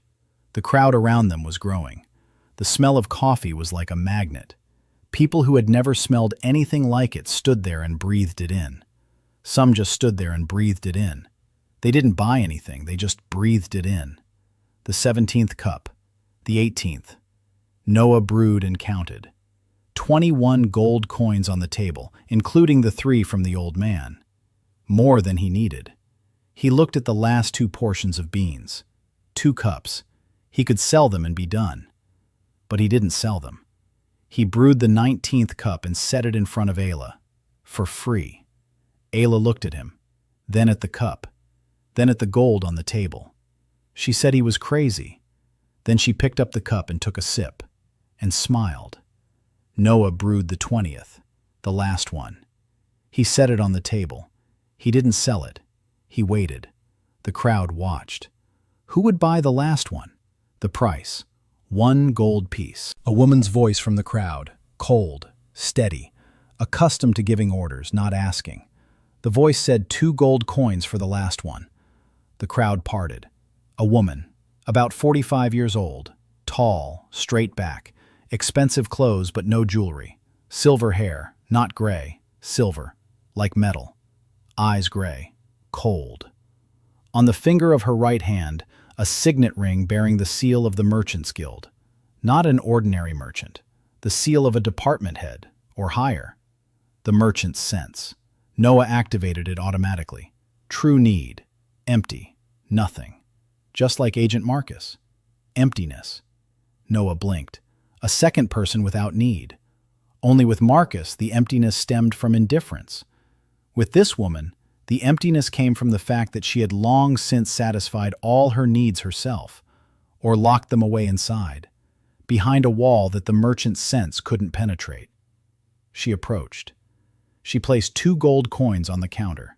She took a cup. She drank while standing. She looked at Noah over the rim of the cup. She finished her drink. She set the cup down. She said one word, a name. Noah. Not a question, a statement. She knew his name. Noah nodded. She said her name was Celeste Morn, Guildmaster, head of the Aurelian Merchants Guild. Ayla, standing behind Noah, held her breath. The crowd around them took a step back. A guildmaster at an auction is like a general at the market. Everyone knows her. Everyone fears her. Celeste Morn looked at Noah, and Noah looked at her. She said the coffee was interesting. A product without the guild's mark, without a certificate, no license. By law, she could arrest him right there, confiscate the proceeds, shut down the shop. Noah stood behind the table in the auction square with 23 gold coins in front of him, staring at the woman who could take it all away. He said the coffee wasn't magical, just beans, water, fire, no intent, no enchantment, just an ordinary drink, like water from a well. The guild doesn't regulate water. Celeste Morn smiled, subtly, without warmth. She said he was a smart boy. Then she said that smart boys die more often than stupid ones, because stupid ones don't attract attention. She turned and walked away. The crowd let out a collective sigh. Ayla grabbed Noah by the arm and said they had to leave. Right now. Noah gathered 23 gold pieces, a jug, cups. He put them in his bag. They walked back to the lower quarter at a brisk pace. Ayla looked back every 10 seconds. Noah didn't look back. He was thinking about the emptiness he'd seen in Celeste Morn. Not the absence of pain. A wall. She had buried her needs so deep that the system couldn't read it. That meant one of 2 things. Either she had no weakness, or her weakness was so dangerous that she had learned to hide it from the whole world. Noah walked and thought. 23 gold pieces in his bag, 20 in taxes, 3 gold pieces left over. He'd survived. The shop had survived. For now. Noah had sold 20 cups of coffee at auction and earned 23 gold. Guildmaster Celeste Morn bought the last cup and threatened him with arrest, but Noah proved that coffee wasn't a magical commodity. The merchant's sense couldn't read the guildmaster's need. Noah had earned enough to cover the tax. Dorian Folk arrived on the 28th day at exactly noon. He was accompanied by 4 guards. Behind them stood the entire neighborhood. Everyone came out. Mira, Elsa, Bart, the boys, the man with insomnia, and the woman with the baby, the guard with the fixed tooth. Everyone stood and watched. Dorian entered the shop. He looked at Noah. He said the deadline had passed. 20 gold coins. Noah opened the cash register. He took out a small pouch. He untied it. He poured 20 gold coins onto the counter. Ordinary ones, not first strike. Ordinary Aurelian gold coins earned at the auction 3 days ago, plus 3 extra ones left over from the auction, which he had exchanged for ordinary ones at the market. 20 coins stood in a column on the oak counter. Dorian counted them. 20. Exactly. He looked up at Noah. There was something broken in his face. He'd expected an empty cash register. He'd expected tears. He'd expected a plea. Instead, he got 20 gold coins stacked in a column and the calm gaze of a 16-year-old orphan. He gathered up the coins. He wrote out a receipt, signed it, affixed the guild's seal, placed it on the counter, and said quietly, so that only Noah could hear, that this wasn't the end, that Magister Cassius Wayne was already reading Agent Marcus's report, that rumors of coffee at the auction had reached the top, that the guildmaster was personally interested in the shop, and that Noah was a boy playing with fire next to a barrel of gunpowder. Noah nodded. He said thank you for the warning. Dorian shuddered. Then he left. The crowd outside the window wasn't shouting. They weren't clapping. They saw Dorian come out with a sack of gold and a receipt. And they saw Noah standing behind the counter, alive, with the shop open. Mira was the first to enter. Elsa followed her. The rest came after them. The shop filled with people, not customers, people. They hadn't come to buy. They'd come to stand together. Bart squeezed his way to the counter and set down a pot of soup. He said it was a celebratory one, with meat and wine. Noah looked at the shop full of people and realized that something greater than just paying a tax had happened. The neighborhood had become his. Not just territory, a family. Plus 45 favor points in total from everyone present. A neighborhood legend. A permanent bonus of 5% on all transactions. Noah could feel the shop humming beneath his feet. Content, satisfied, alive. That evening, when everyone had left, Noah sat down on the floor. Ayla was beside him. Ren was sleeping in the corner with the bird. Quiet. Peaceful. The first peaceful evening in 28 days. Then a knock at the door. Heavy, metallic. Noah opened the door. Kim Ha-yun. In full armor. Her face was serious. She said she hadn't come for bread. Behind her stood a man, of average height, thin, dark hair slicked back, a guild robe, but not an ordinary one, black with silver embroidery, the department's insignia, Master Cassius Vane, head of the unregistered trade department. Kim said quietly that she hadn't been able to stop him. He had a royal mandate. She could only be present. Cassius entered the shop. He looked around, slowly, like a man reading a room. Every crack, every scent, every shadow. A merchant's intuition. Cassius Wayne's true need. Noah tuned in and recoiled. Not from the emptiness, from the depth. Cassius's need was like a bottomless well. Noah couldn't read it in its entirety. Fragments. He collects them. He searches. Obsessed. Something ancient. Something connected to the primordial shops. He doesn't want to destroy it. He wants to understand. A scholar, not a soldier. But a scholar who, for the sake of knowledge, would tear it down brick by brick. Cassius looked at Noah. He smiled. The smile was genuine. Warm. It was more frightening than Dorian's coldness. He said he was fascinated. A shop that creates goods out of nothing. Bread that heals. Syrup that saves lives. Coffee unlike any other in the world. And a boy who runs it all with a barista's smile. He spoke the last word in a language Noah didn't recognize, but Noah understood it. Barista. A word from his world. Cassius knew it. Noah felt a chill run down his spine. Cassius sat down on a stool. He rested his hands on the counter. He said he hadn't come to close the shop.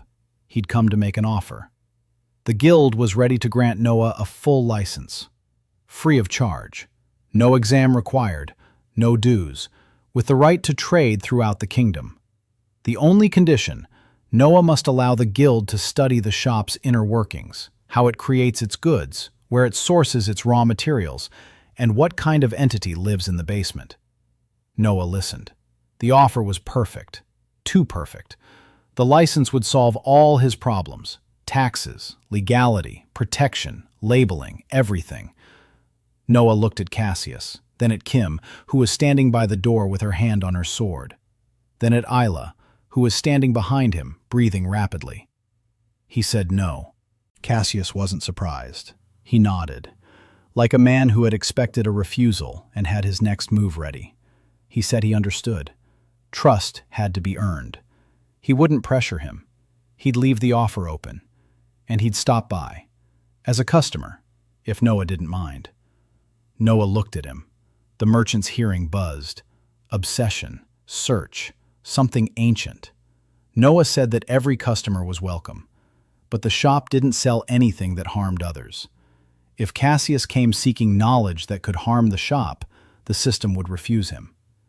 Cassius stood up. He smiled again. He said he appreciated the honesty, and he left. Kim stayed behind. She looked at Noah. She said he'd just turned away the second person in the guild. Noah nodded. Kim said it was either bravery or stupidity. Noah replied that it's usually the same thing. Kim didn't smile, but something shifted in her eyes. She said she'd step up surveillance, unofficially. Noah thanked her. Kim left. Noah closed the door. Lyra's voice came from the basement, quiet, tense.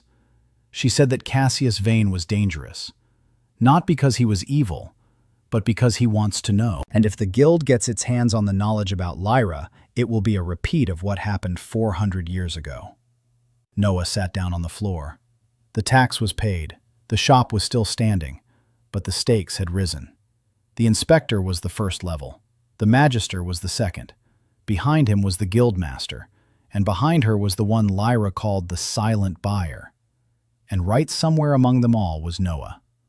A 16-year-old orphan with 20 copper coins in his cash register and the smell of coffee on his fingers.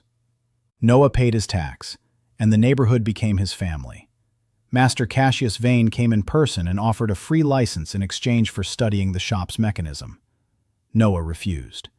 Cassius knew the word barista from Noah's world, which meant he had information about soul transfer.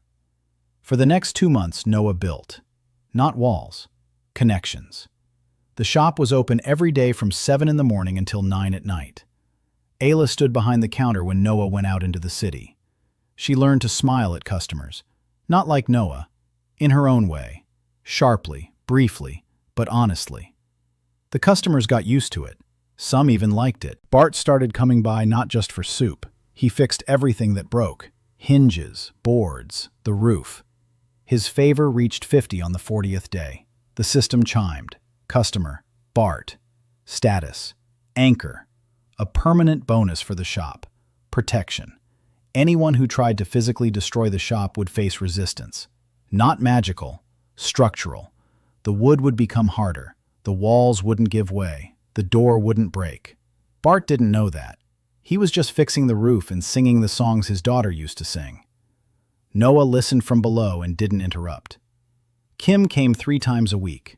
She bought bread. She ate. She said nothing. On the 60th day, she came without her armor, in a simple dress. For the first time, Noah saw her without metal. She was slimmer than she appeared. Her hands were bare. The scar on her temple was fully visible. She sat down on a stool and asked for tea. Not bread. Tea. Noah brooded. She drank and looked out the window. Then she said quietly that today was the anniversary. A year since the day she killed a man on the southern border. Noah listened. She told him. A marauder. He was raiding the village. She stood between him and the child. The sword pierced his throat. Blood on her hands, on her face, on her tongue. Ever since then, the taste of metal. Ever since then, food tastes like iron. Ever since then, in the order, she's a machine, not a human. A mechanism in armor. Noah said she wasn't a machine. Machines don't come over for tea on an anniversary. Kim looked at him. Her eyes were wet. She said she wanted to ask for something strange. Noah waited. She said she wanted the shop to make her a dress. Noah wasn't surprised. He thought for a moment. A dress for Kim Ha-yun, who for a year has worn armor like a wall between herself and the world, and who wants to remember that beneath the steel there is skin. The shopkeeper blinked. A bundle of fabric, white, lightweight, a price tag, 5 copper coins and 1 dance. Kim read the tag. She blushed, for the first time ever. She asked what kind of dance. Noah said any. The shop doesn't specify. Kim paid 5 copper coins. She took the bundle. She stood up. She walked toward the door. She stopped. She said quietly that if he told anyone about the dress, she'd kill him.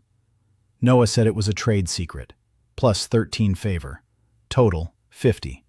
Client, Kim Ha-yeon. Status, anchor. Permanent bonus, information. Kim is part of the Knights of the Orders network. Noah will be the first to know of any move against the shop within military structures. Second anchor. Celeste came every evening. Her favor reached 50 on the 55th day. She dropped her disguise completely. She came in a royal gown, with a coat of arms, with guards waiting on the street. The neighborhood got used to it. The princess drinks tea at Rat's Nest. It became an urban legend. When the system chimed, Noah felt the shop shake. A bonus from the princess anchor, political immunity. Any official action against the shop now required the king's own signature.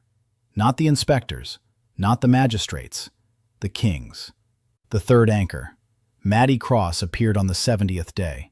Loud, flashy, with a contract for 5,000 gold pieces from a rival guild in Newport. She stormed in like a hurricane. She spoke quickly. She gestured wildly. She called Noah baby and miracle and gold mine. The merchant's ear, a genuine need. Her father is dying. The family business is going under. The Aurelian Guild is crushing the competition. She needs to break the monopoly in 6 months, or it's all over. The hidden layer, sent by Celeste Morn. A double agent. She doesn't know it herself. She thinks she's working for her own guild. In reality, every report she sends goes directly to the guildmaster. Noah saw it all, every layer. He didn't say a word. He walked away from the contract. He offered her coffee. The first coffee she'd ever tasted. Maddie took the cup, sniffed it, took a sip, and fell silent. For the first time during the entire meeting. She was silent for 30 seconds. Then she set down the cup and said quietly that it smelled like her father's kitchen. Noah didn't understand. Maddie explained. Her father used to roast chestnuts every morning. The smell was hot, bitter, and slightly sweet. This coffee smelled the same. She cried quietly. Not like Bart, without sobbing. The tears just flowed and she didn't wipe them away. Noah waited. Then he said he didn't need a contract, but if she wanted to help her father, he could do something. For her father, not for the guild, for a specific person by name. Maddie said her father's name. Noah thought for a moment. The counter flashed. A small box, wooden, warm. Inside a bag of coffee beans, 5 servings, a tag. The price is the truth. Maddie asked what truth. Noah said, the shop decides. Maddie looked at the box, then at Noah. Then she said that Celeste Morn had sent her, that every report she submitted went to the guildmaster, that she was a double agent, that everything she'd said up until then was part of the mission. Noah nodded. He said he knew. Maddie froze. She asked how he knew. Noah replied that the shop knew. Maddie sat there for a minute. Then she took the box. She said she'd write a false report to Morn, for the first time in her life. Noah said it was her choice. Maddie left with coffee for her father and a crack in her loyalty to the guildmaster, plus 12 favor points, a 4th potential anchor. On the 75th day at night, Yoon Somi came into the shop, with a poisoned blade, silently, through the roof. Noah was asleep behind the counter. Isla was asleep in the corner. Ren was next to her. The blade was a centimeter from Noah's throat when he opened his eyes. He didn't move. He looked at the girl above him. Young, 20 years old, black clothes, a mask, dark, empty eyes. The eyes of a professional. A merchant's hearing, a true need. Sold to the Ash Moon clan at age 6. Doesn't remember if anyone loved her. Killing since she was 12. 37 targets, 37 corpses. Nothing inside. Emptiness. But not like Celeste Morn's. the emptiness of a child who was never hugged. Noah lay there with a blade at his throat and saw a 6-year-old girl who had been sold to strangers. Yoon whispered that she had come to kill him, a contract from someone within the guild. She doesn't know who. It's none of her business. Noah said quietly that he understood. Then he asked if she needed anything. She froze. Then she moved the blade back a centimeter. She said she needed an antidote. The poison on the blade was affecting her too, even through her gloves. She had 4 hours. She'd planned to buy the antidote afterward. Noah looked at the shelf. He thought for a moment. An antidote for Yoon So-mi, 20 years old, who came to Noah Wells with malicious intent. The shelf flashed red. Rejected. The client wishes to cause harm. Noah Wells. Yoon So-mi stared at the shelf, at the red light, at the empty space where the vial should have appeared. For the first time in her life, something had told her no. Not a person, not an order, reality itself. She sheathed the blade, removed her mask. Her face was young, round, almost childlike. She sat down on the floor by the door and began to cry. Quietly, silently. Only her shoulders shook. Noah stood up. He pulled out from under the counter the blanket that Bart had brought a week ago. He draped it over her shoulders. He sat down beside her. He said nothing. From the basement came Lyra's voice, quiet, almost tender. She said, "You're an idiot. You're a wonderful idiot." Noah didn't answer. He sat next to the killer who was crying on the threshold of his shop and waited. In the morning, So-mi left, without a word. She left the blanket behind. The blade lay on the threshold. No poison. She had wiped it clean. A note lay nearby. One word. Thank you. Plus 20 favor points. From -20 to 0. The beginning. In 2 months, Noah had gained 3 anchors, Bart Kim and Celeste. Maddie Cross revealed that she was the Guildmaster's double agent.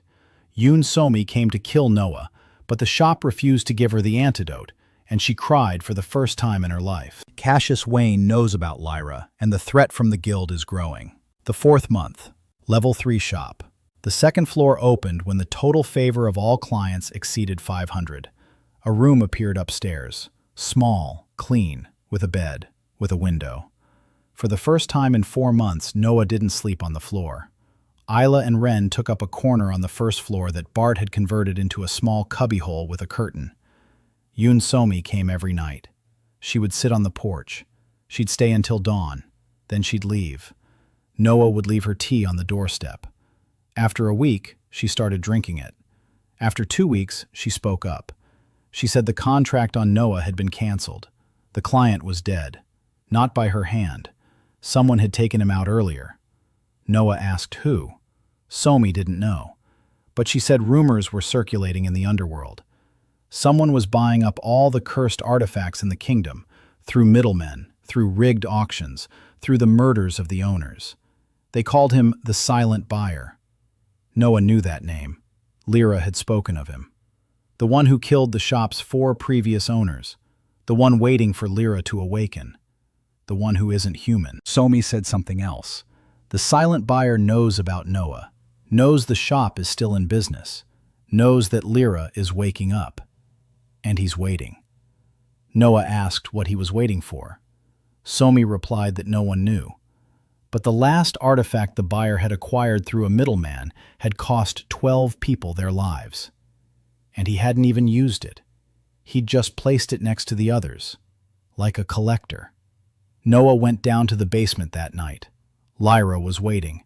Her silhouette had become clearer over the past few weeks. Noah could make out her features. Young, silver eyes, long hair. She looked 17, but her eyes were 400 years old.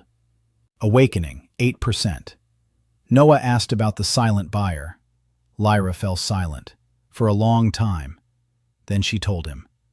The Silent Buyer had once been a merchant, the first apprentice of the first guild, even before the guild became what it became. He believed in free trade, just like Lyra. They worked together. They built a system where every merchant could hear the customer's needs. 7 shops, 7 merchants, 7 cities. Then greed set in. Not his, the others. They decided that a monopoly was more profitable than freedom. They sealed Lyra away. They killed 3 of the 7. The remaining 3 fled. And he didn't flee. He stayed. He fought. He lost. But he didn't die.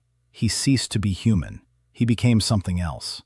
For 400 years, he has been gathering the shards of what was destroyed. 6 of the 7 shops have been destroyed. Only ruins remain. He is searching for the 7th, Noah's shop, the last one. Noah asked why. Lyra replied that she didn't know. Maybe he wants to rebuild it. Maybe he wants to destroy it. Maybe he wants to finish what he started 400 years ago. She doesn't know because he's no longer the person she knew. 400 years change everything. Noah sat in the basement and thought. The inspector was the first enemy, a small one. The magister was the second, a clever one. The guildmaster was the third, a strong one. The silent buyer was the fourth, an ancient one. Each one greater than the last. And Noah was still the same. A 16-year-old orphan with a shop and the smell of coffee. He asked Lyra one thing. If the buyer came, what would she do? Lyra was silent. Then she said it depended on Noah. If by then she had fully awakened and believed that the world had changed, she would stand by his side. If not.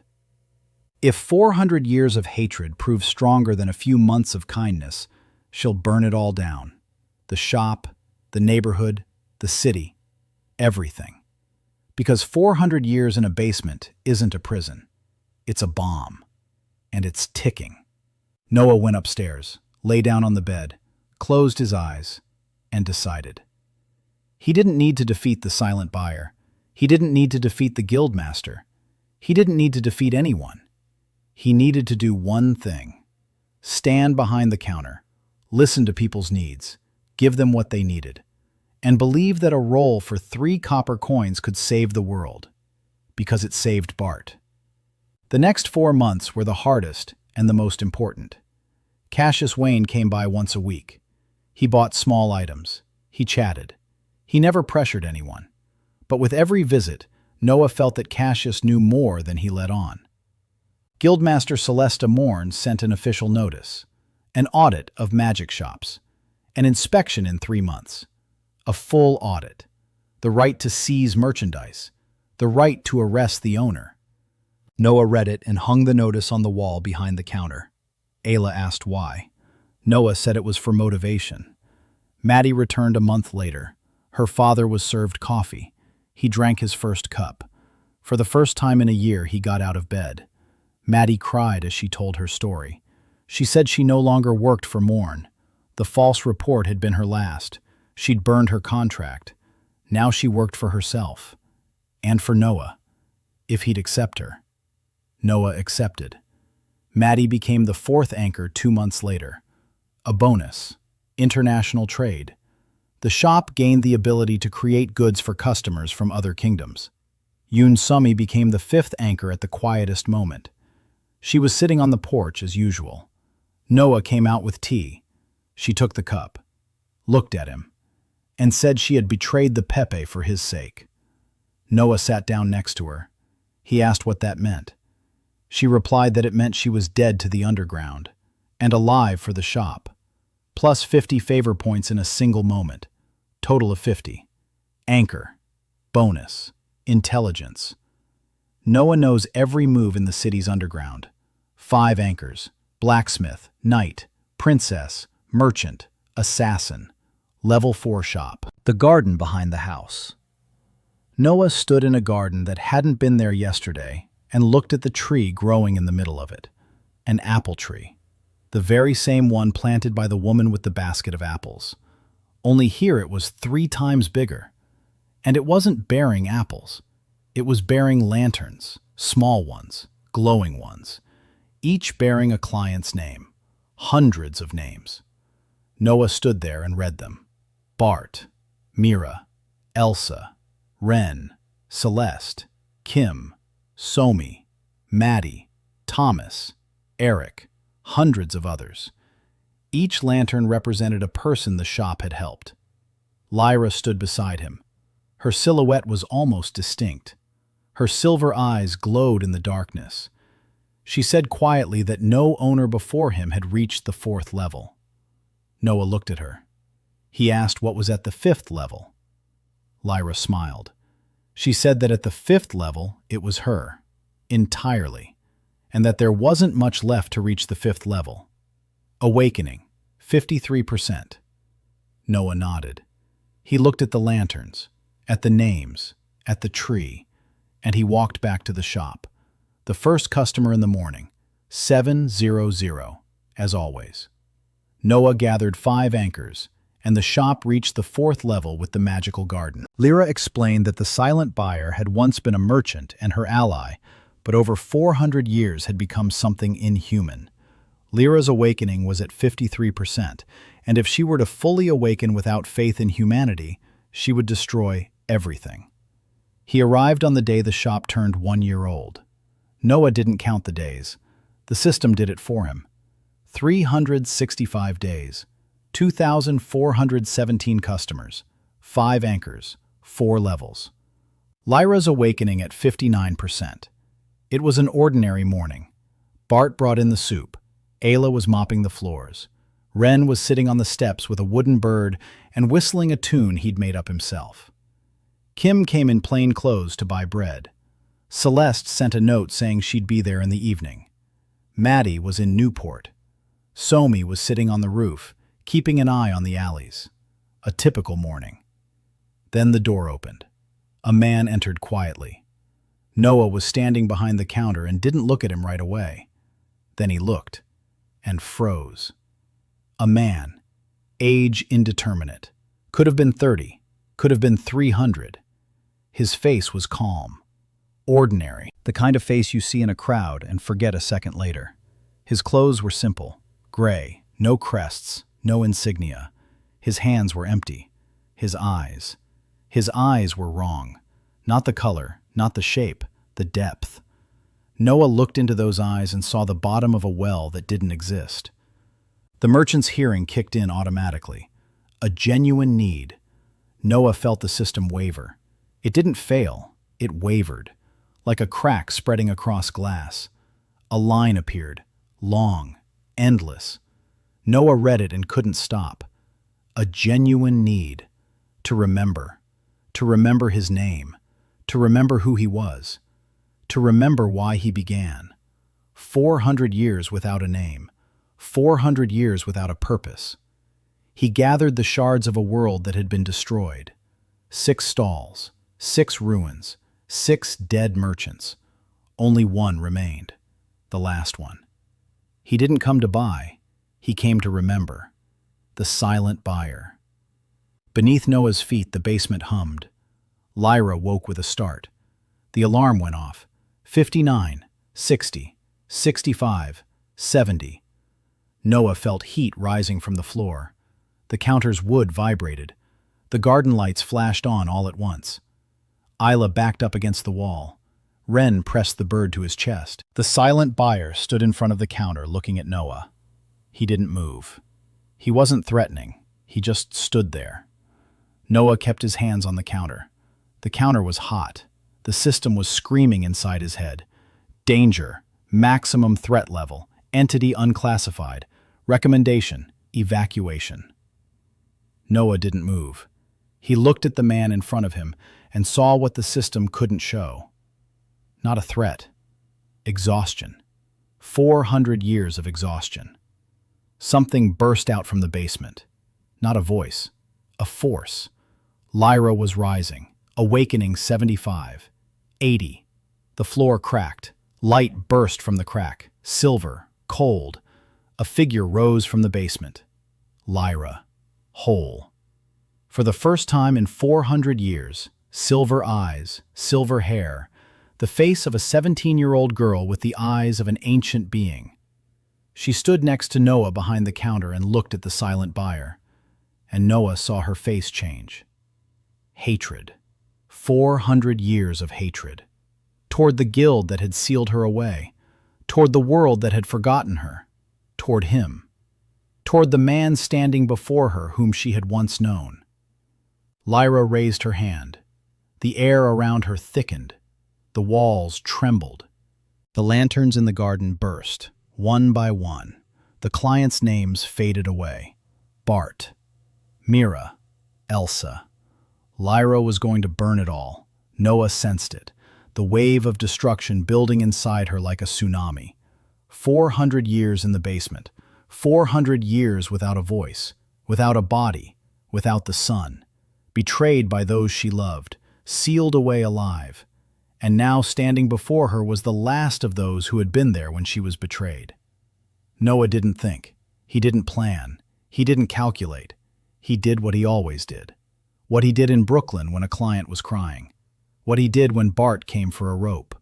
What he did when Somi was crying on the doorstep.